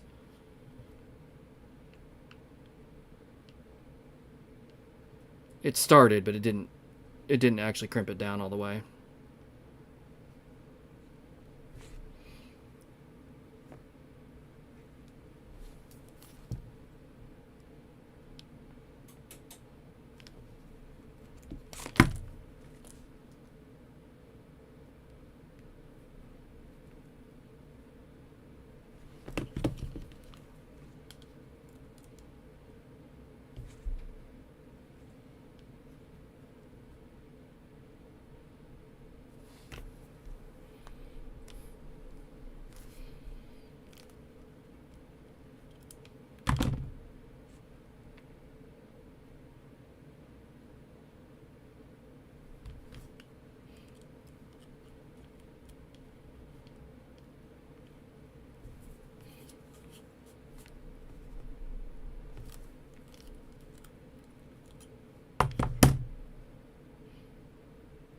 But for the insulation part, I am definitely going to have to use the big part first.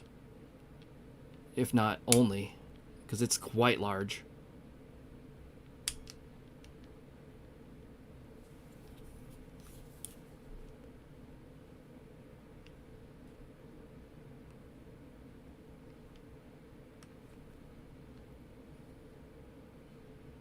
Alright, and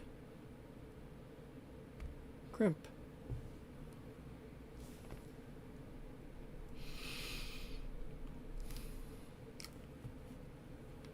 Yeah. The big one by itself was just right.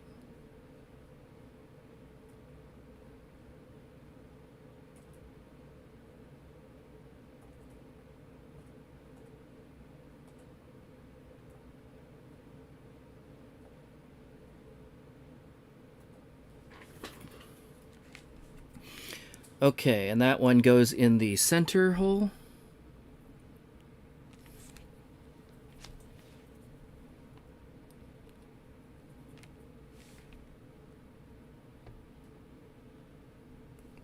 Other way. There it goes. Oh, that makes a nice snap. Okay, and that's snug. Good. All right. And then brown, right? Yeah.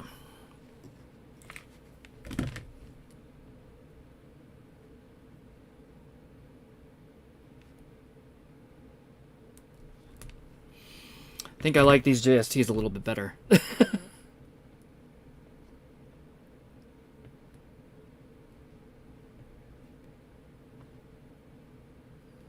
They're a bit easier to work with. Well, I don't know. I guess I only did one. Let me do a few more and then I'll tell you. But I've done lots of these JSTs before.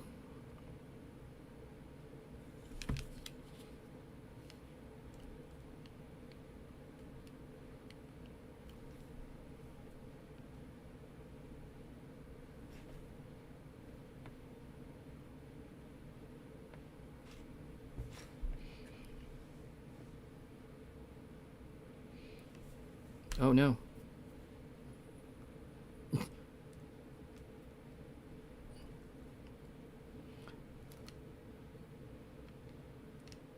The wire slid out, but I hadn't actually crimped it. There it goes. Yeah, oh, that looks great.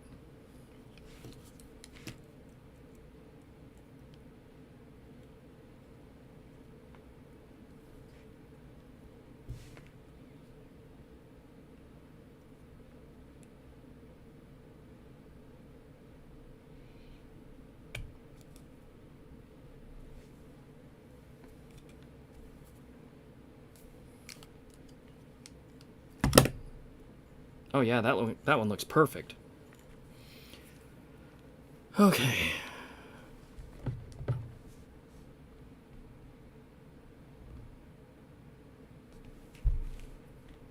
So that'll go here.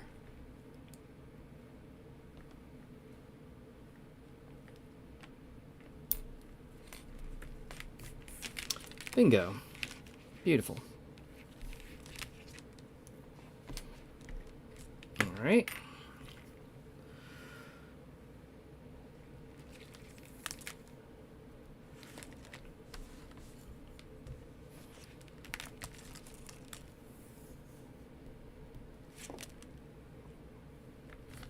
Let me try this yellow one first before I get too far. Make sure it's going to work in this in the JST contact with the small insulation, because if I have to replace it, I'll want to know that sooner than later.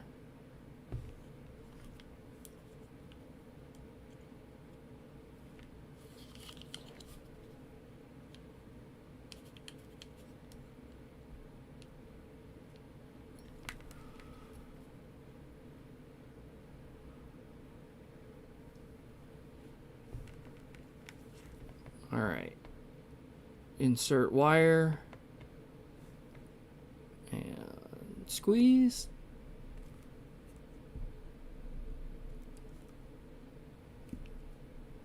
There it goes. Wow. It makes a real solid ka-chunk that the amp ones just did not do. I mean, I could feel it kind of snap into place on the amp ones, but this one makes a very, very solid feel. Now, it could also be, in the amp connector's defense, that this generic / universal tool that I'm using just happens to work better with the JST connectors, and that if I was using the real amp tool, I would have had a much better time. That is certainly possible. So I don't want to shit on amp or anything. No, that looks like it'll be okay.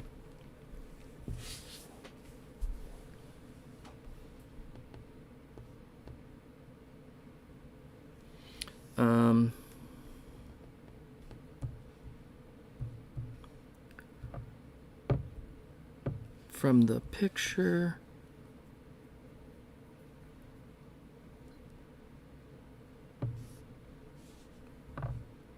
it looks like yellow goes in the top, but let me just verify that with my cabinet real quick. I'll be right back again.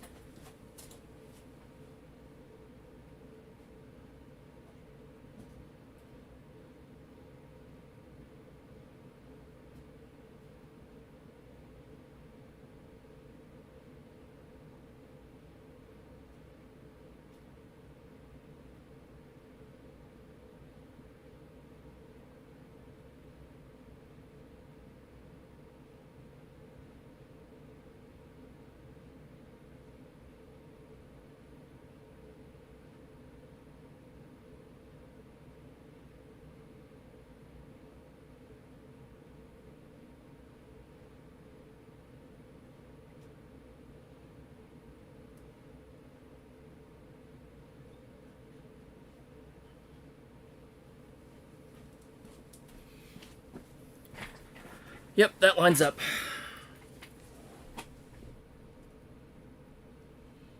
So it goes in this one.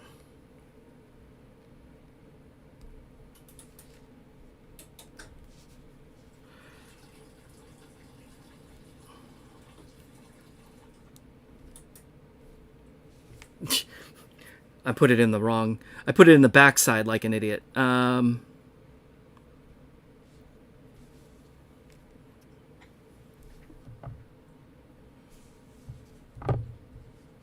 That's why it didn't snap. But... yeah, okay.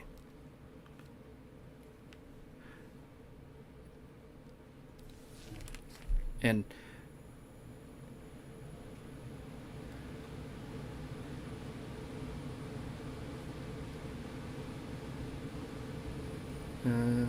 Hello? There it goes. Makes a nice click.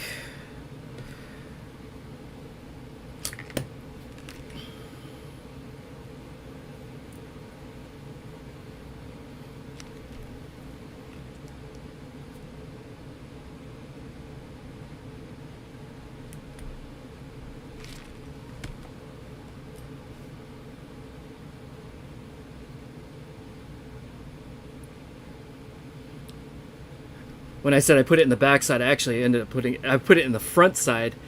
I put it in the side that the other connector is supposed to go in instead of the back side. Which is why it didn't fit, which is fine. No harm, no foul. Just I look like a dummy for a second.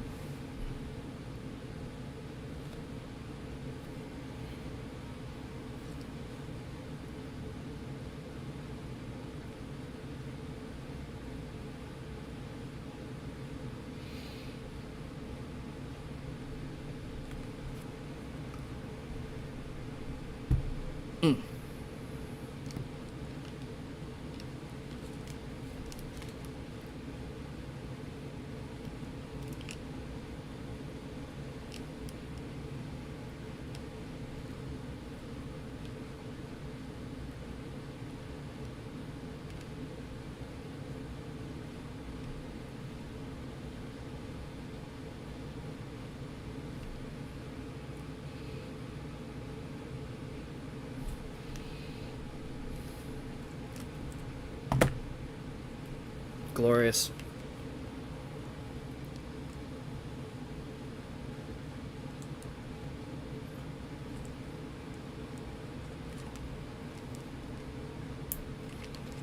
All right, there we go.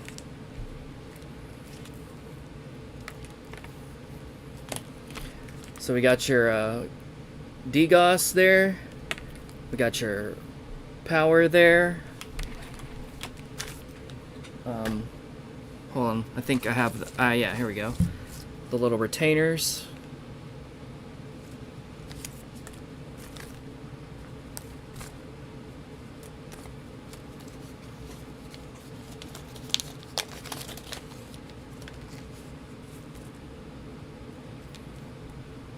No, those are, wait, what are these for? Those are too small.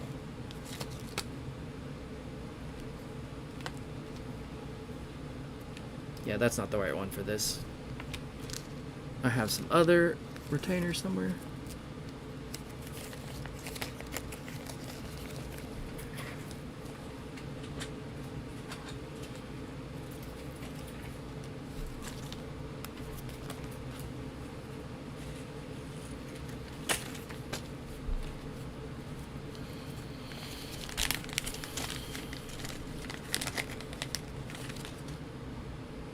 Here's the 3-position retainer. So this is just a little extra clip-in piece that makes sure those, that is designed to make sure those wires don't come back out, or to give it a little bit of extra strength, I guess.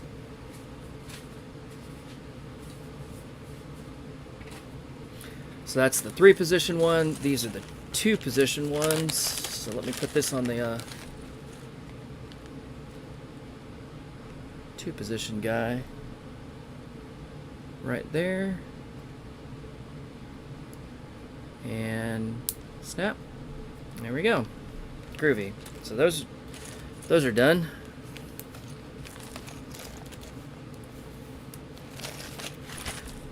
So the last piece is putting on the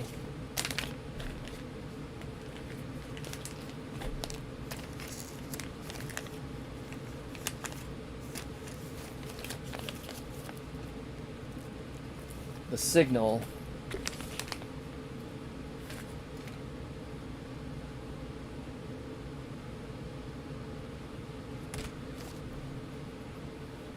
I need to go make sure this is the correct end. Also, be right back.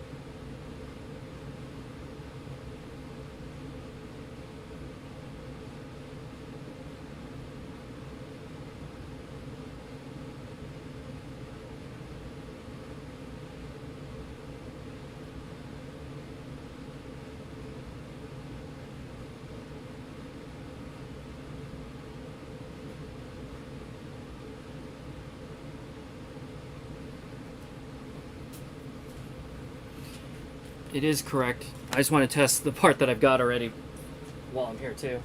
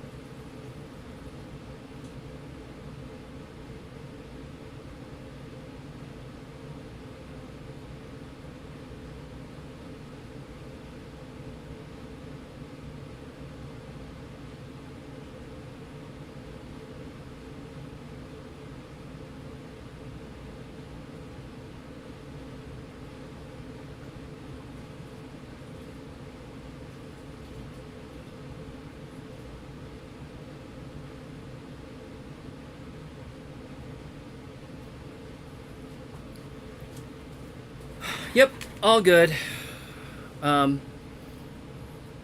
What's curious is this seems to be for the signal cable. Yeah, they use the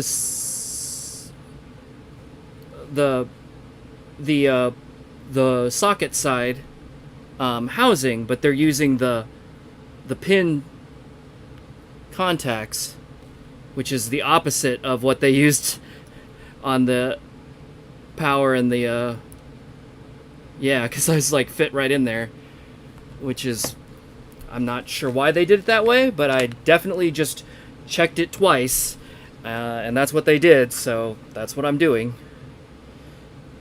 Maybe it makes sense to somebody, but it doesn't really make sense to me, but oh well.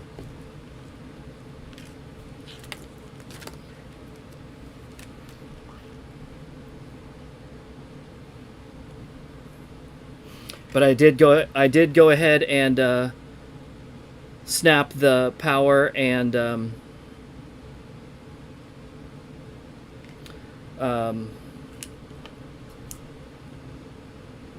DGOS connectors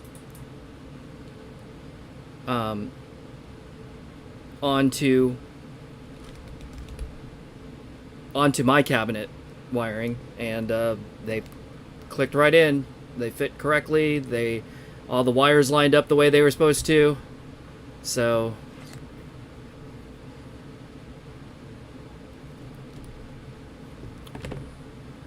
far it looks like I've built this correctly.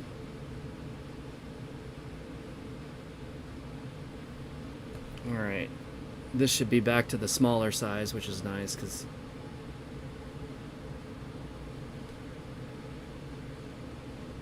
although, honestly, now that I think about it, on these JSTs, that bigger crimper worked just fine, so maybe I don't care. But this is smaller wire, so it should be a smaller crimper, too. Yep, that worked just fine. Groovy. And then the insulation part, am I going to have to put that into bigger crimper, or is it working here?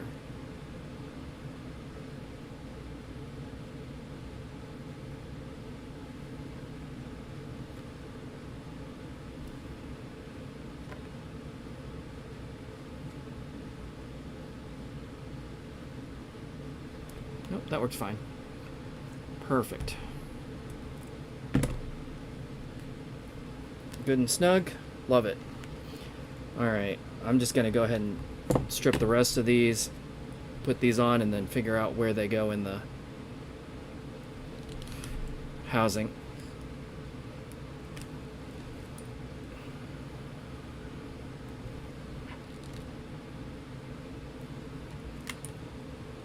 By consulting a picture.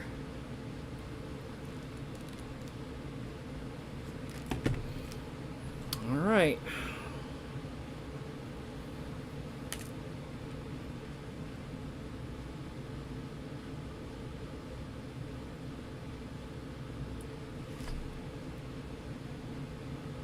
This work is definitely slightly challenging on my old eyes.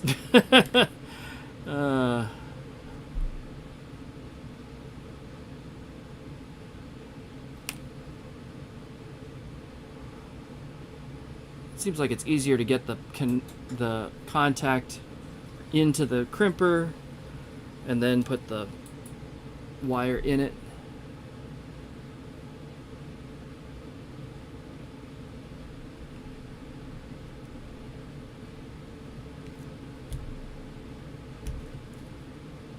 Yeah, that feels good.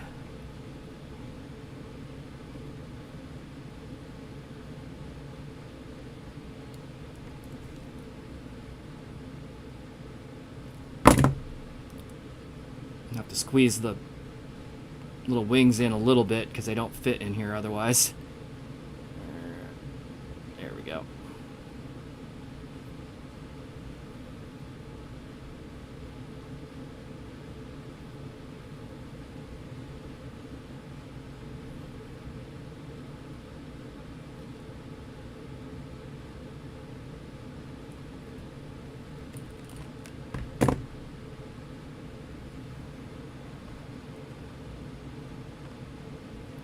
That's 2.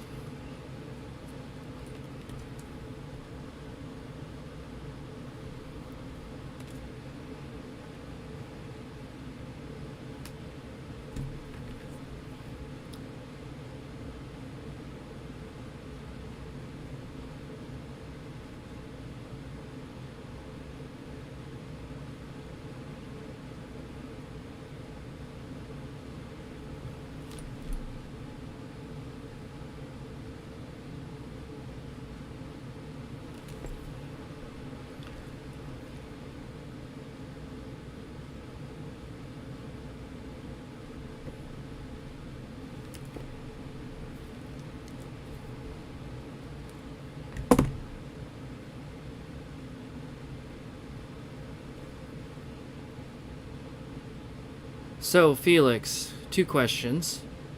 Did you play The Last of Us? And are you watching The Last of Us?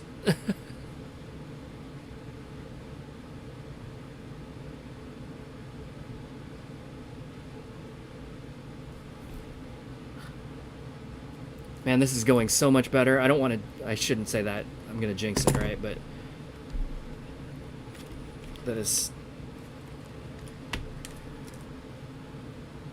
I just did 3 in, like, what, 2 minutes? Whereas I struggled on that one for fucking 30 minutes, or I don't even want to know how long. Haha, great question. Okay.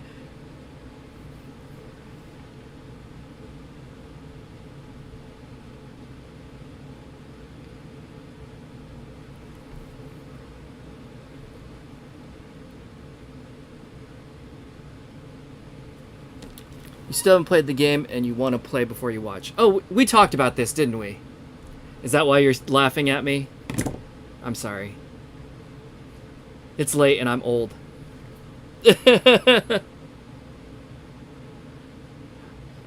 I will say we are 3 episodes in to the series now. I mean, 3 episodes have aired. And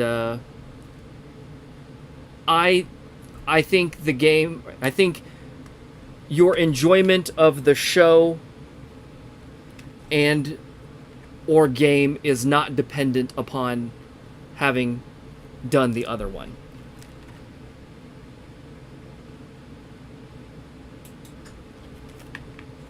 Although I might go out on a limb here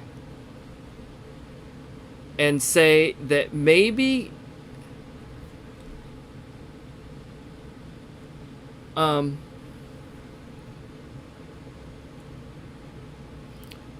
maybe playing the game first might be a good idea. I mean, that's what I did.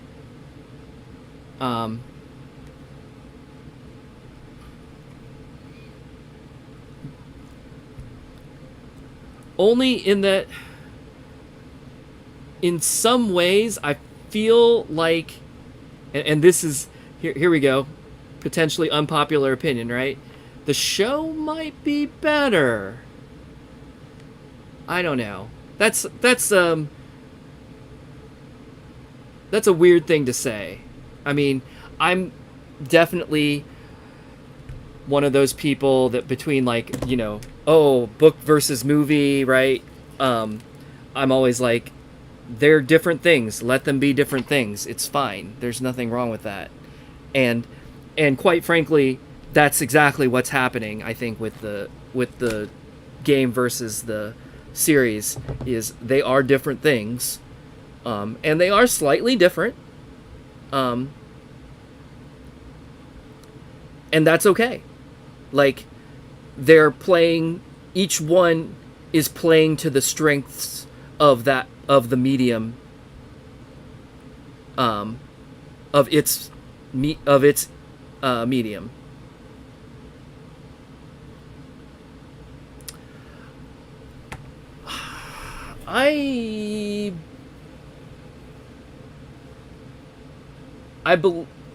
So I know what you're asking. It's just it's a likeness because Elliot Page was in a different game. It was like Beyond Two Worlds or something like that. That was the one where they actually appeared. Like, it really was them. I know Ellie in the game, I'm 99% sure, was not voiced by... was voiced by somebody else. I'm looking now.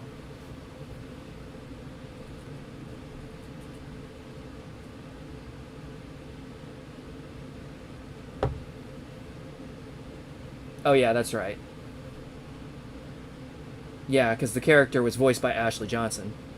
Anyway, the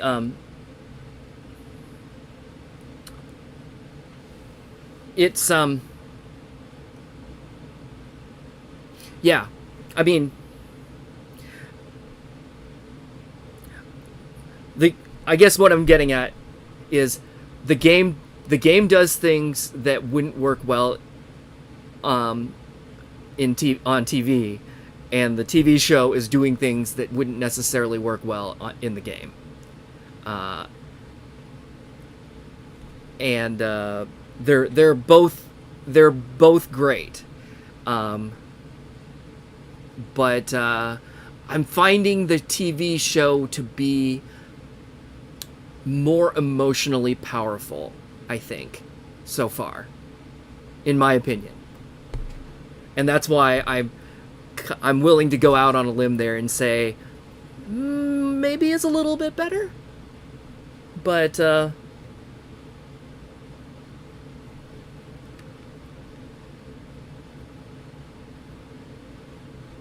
right. I need to go. I'm looking at the picture of Brandon's here, and it looks like it's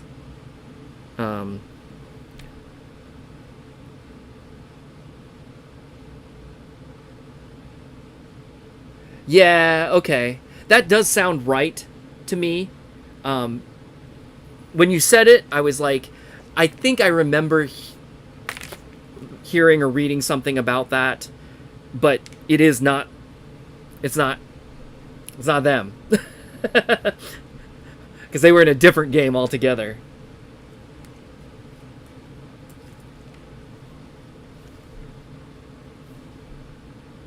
So it looks like it's RGB across this top. So RGB and then white, black. But let me go look at mine real quick and just make sure before I snap them in there, because once they're in there, they're not impossible to get out, but I don't want to do it if I don't have to.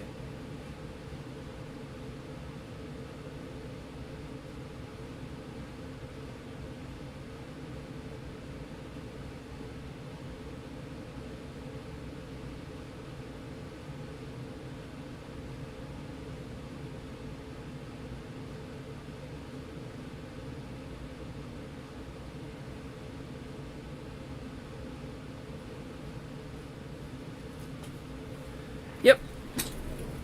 Confirmed. Okay, so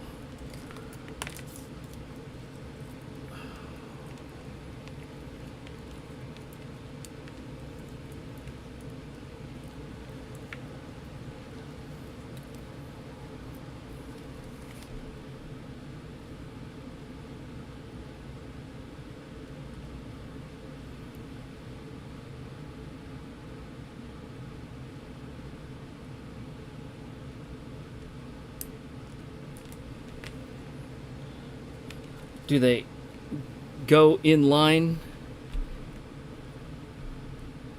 Okay, good.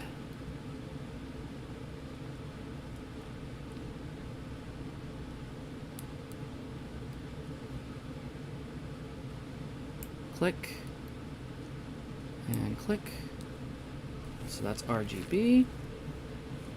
And then white goes underneath the red.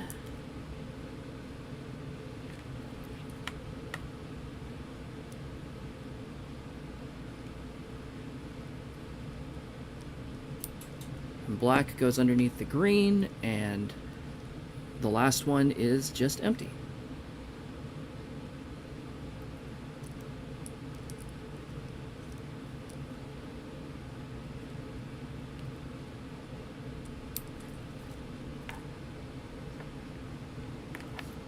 All right. So there you go. There's your little wiring harness. This side connects to the connectors in the DDR cabinet, and then this side connects to the Toshiba monitor. Let me tidy this up a little bit too.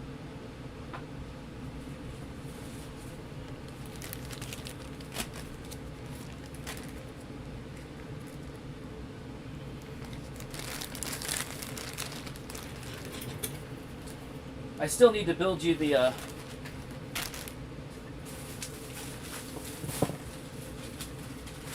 thing to repair your cabinet, though.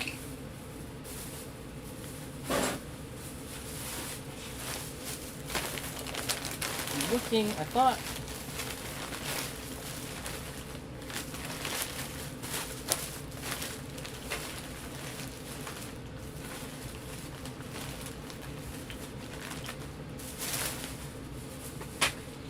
I had some white zip ties, but I'm not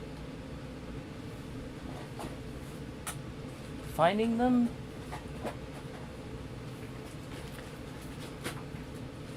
So I guess you get black zip ties. Too bad.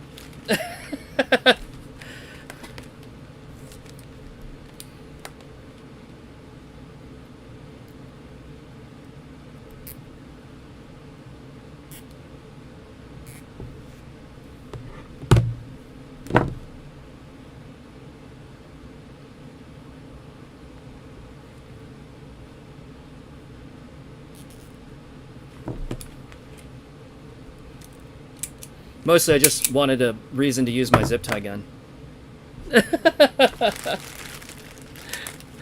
What I'm doing right now is not even remotely necessary. I just wanted to.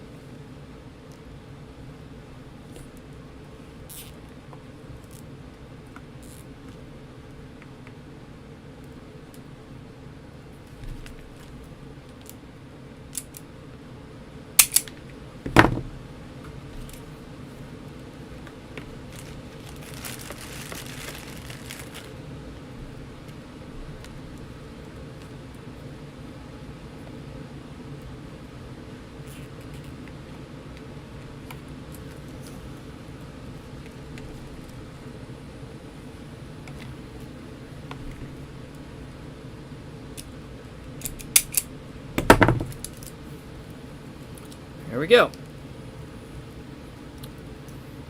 I could tie all 3 of the bundles together, but I'll let them dangle wangle. Actually, no, I won't. I'm gonna tie them together.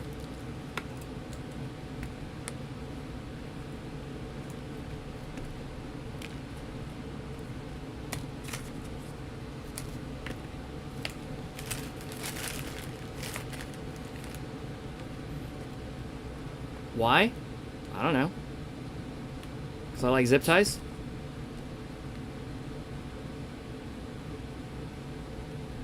Although if I'm tying it here, I probably should have put these zip ties further down here to keep the wires together where they're loose, but oh well.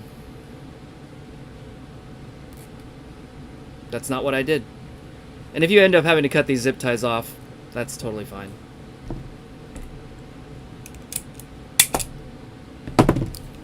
There we go. So what I need to make you now is the other end of the RGB connector. So the other end of this that plugs in here and then goes to bare wires that you can reattach to where they cut off yours in your cabinet.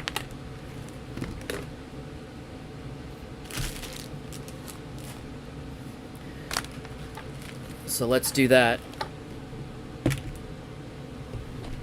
That should be relatively easy to do, though.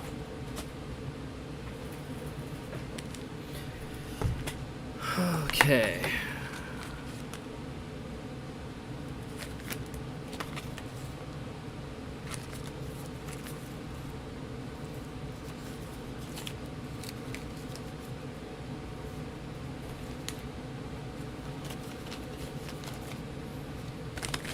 So that'll be this.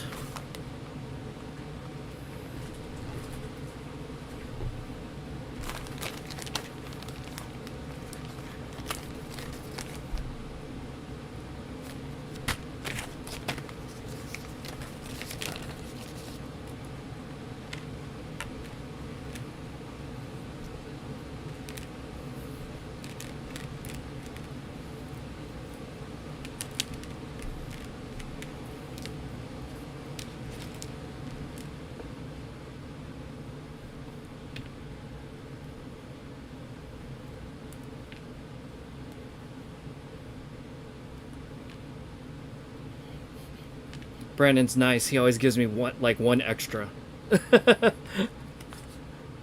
Didn't need it on the last go there. Hopefully I won't need it this time either.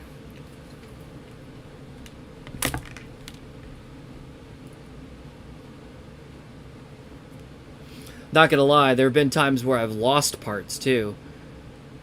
Some of these things are so damn small, it's just like, where did that even go? Not these, but other things that we've worked on. Just a little bit. The stupid spring on this thing always comes out.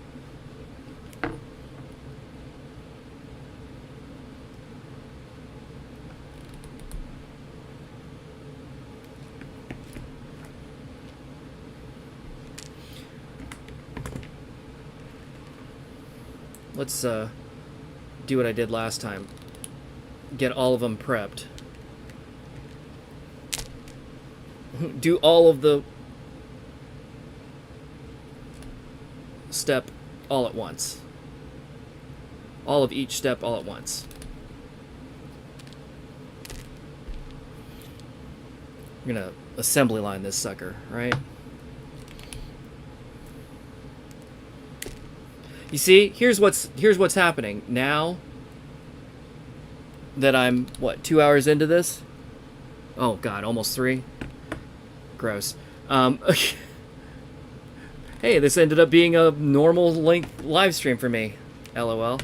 But it's like now I'm practiced again, right? So I can do this relatively quickly.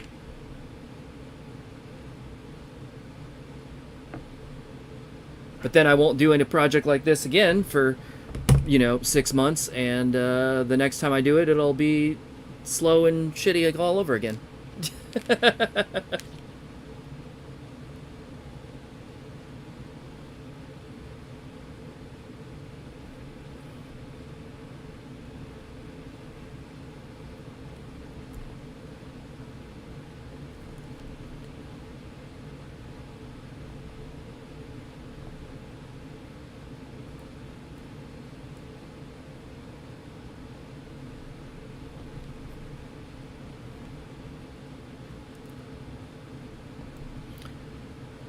Yeah, I definitely need... Belinda was going to give me a new, like, drawer unit to put all this shit in. I have them in a like a small filing cabinet right now. But I'm kind of out of space in there. Plus, the filing cabinet is nice, and it would go with my desk, which is now upstairs. So I kind of want to take that filing cabinet and make it my filing cabinet for my desk, and then take, a much simpler but larger drawer unit for down here to store parts in. Since I'm literally in the like unfinished part of the basement, it's like I don't really care what it looks like. I just want it to be like functional down here.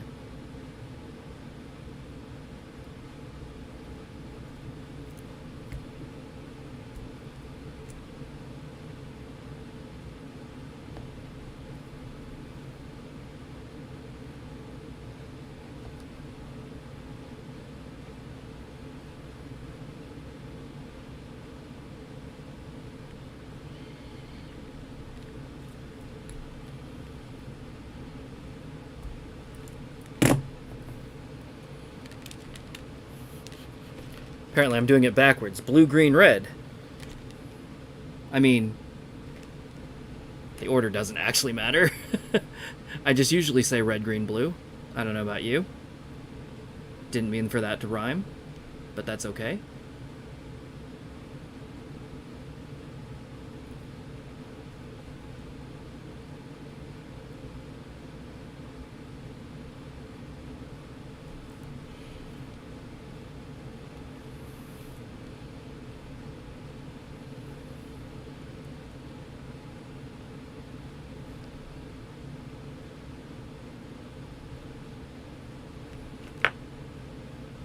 Man, I really got bogged down on that one blue power line, didn't I? On the other harness. I feel like that took me... Did that even take me an hour? I don't know. I struggled with it a long time. That didn't come out as nice as I wanted it to, but it should be fine.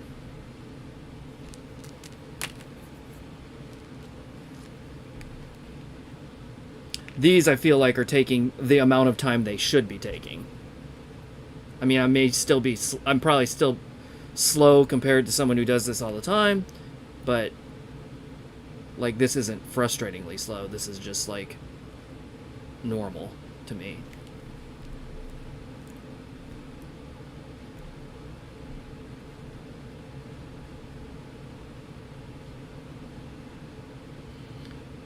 Is blue your favorite color?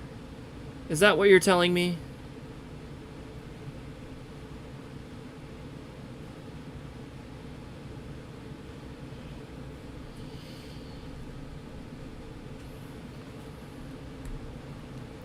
My favorite color is red.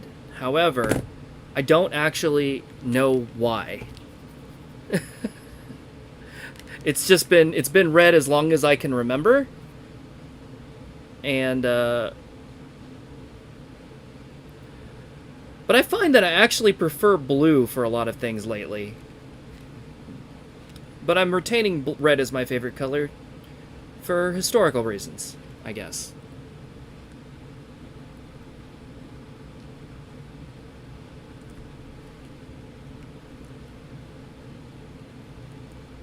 I think I'm retaining red as my favorite color just because it's so ingrained on my psyche, right? Because I've been saying it's my favorite color for 47 years. I'm afraid that if I were to change my favorite color now, that I would forget that I did that.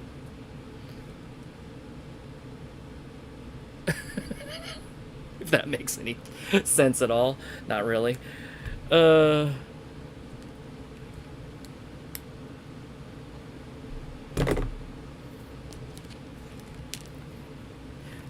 you know why blue is your favorite color. Well, you're doing better than me. Okay, so this is nice because I can actually just mate it with this connector and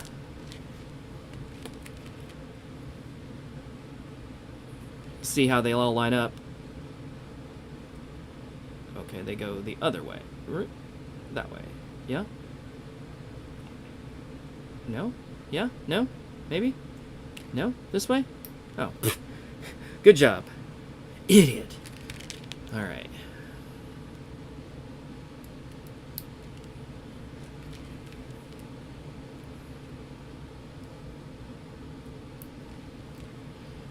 Okay. Blue, green, red across the top. Black in the middle, down below.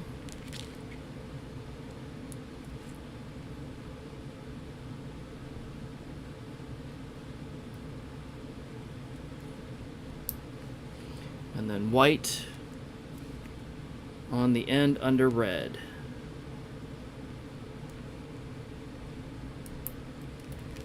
All right.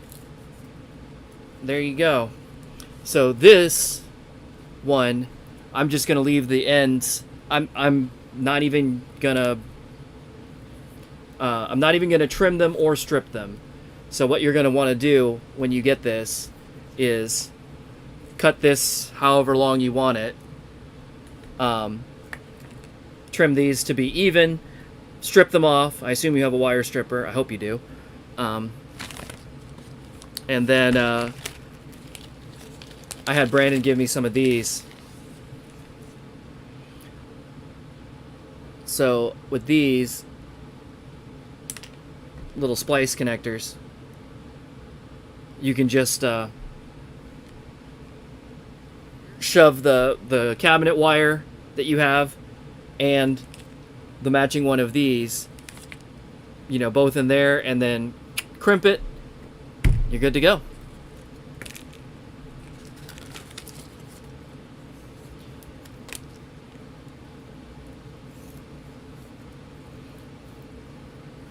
I'm going to put one more zip tie on here just because I want to.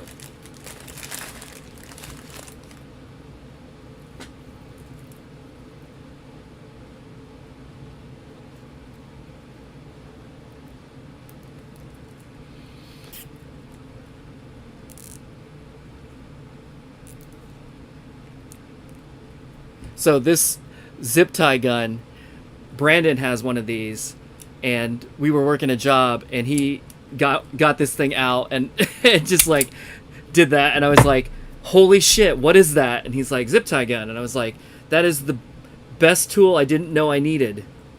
And I immediately bought one. So this one, as you see, will just made up with the other end of that. Ta-da!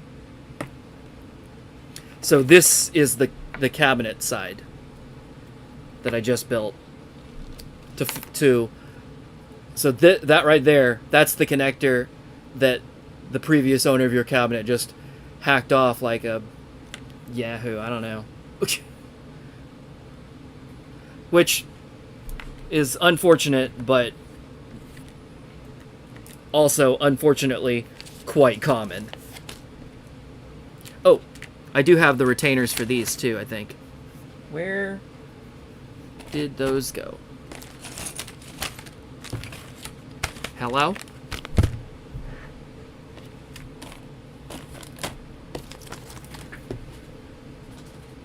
Here we go. These were the ones I was looking at earlier, and I was like, wait, these aren't the right size, but it's because they go for these. So we're gonna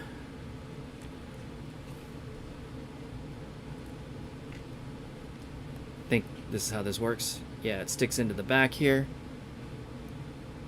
and snaps in. Boom. And then on the other side too. Boom. And then on this one, boom. On this one, boom. There you go. Everything should be, like all of these should be pretty strong. Like I said, I wouldn't like use them for rope climbing or anything, but there you go. You know, half an hour's work in 3 hours. Hey, at least this one only took me like what, 15 minutes to put together, which is what it probably should have taken. Oh boy, whatever.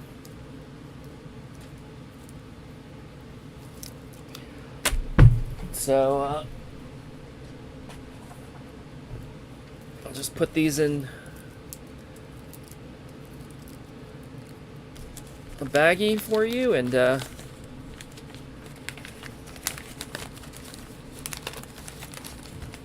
hopefully I'll get them dropped in the mail tomorrow, and they'll be on their way to you.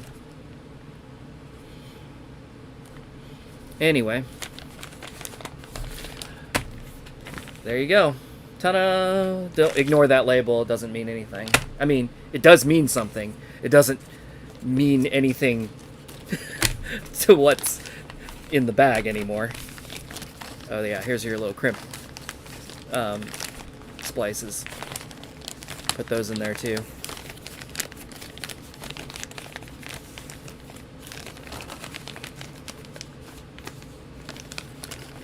Alrighty.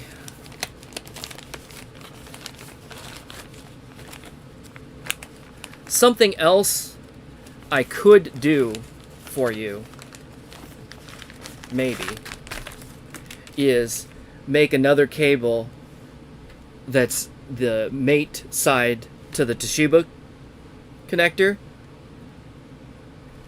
and then to bare wires. That way you could basically connect this to your cabinet, and then if you ever did decide to replace the monitor with something else, you could just disconnect this from the Toshiba monitor, plug another harness into this, and then route those wires to whatever it is that you're connecting to.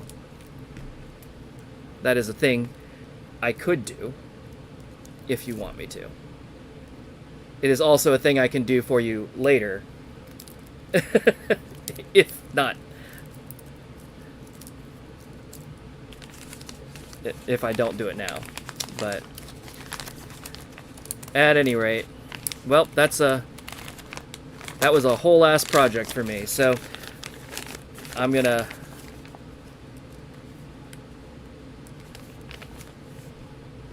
wrap this up. Ooh, let me get some of the air out of that bag. That's poofy. There we go.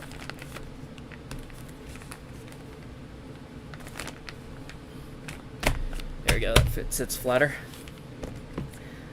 And yeah, definitely let me know when you're gonna try out that monitor, and hopefully everything works. But until then, I don't know who else is still hanging out in the stream, but thanks for hanging around. And I don't know if anybody learned anything, but hopefully it was at least mildly interesting. All right, I'm gonna clean this all up and go do something else. So anyway, have a good night, and I'll see you next time. Bye, bye, bye.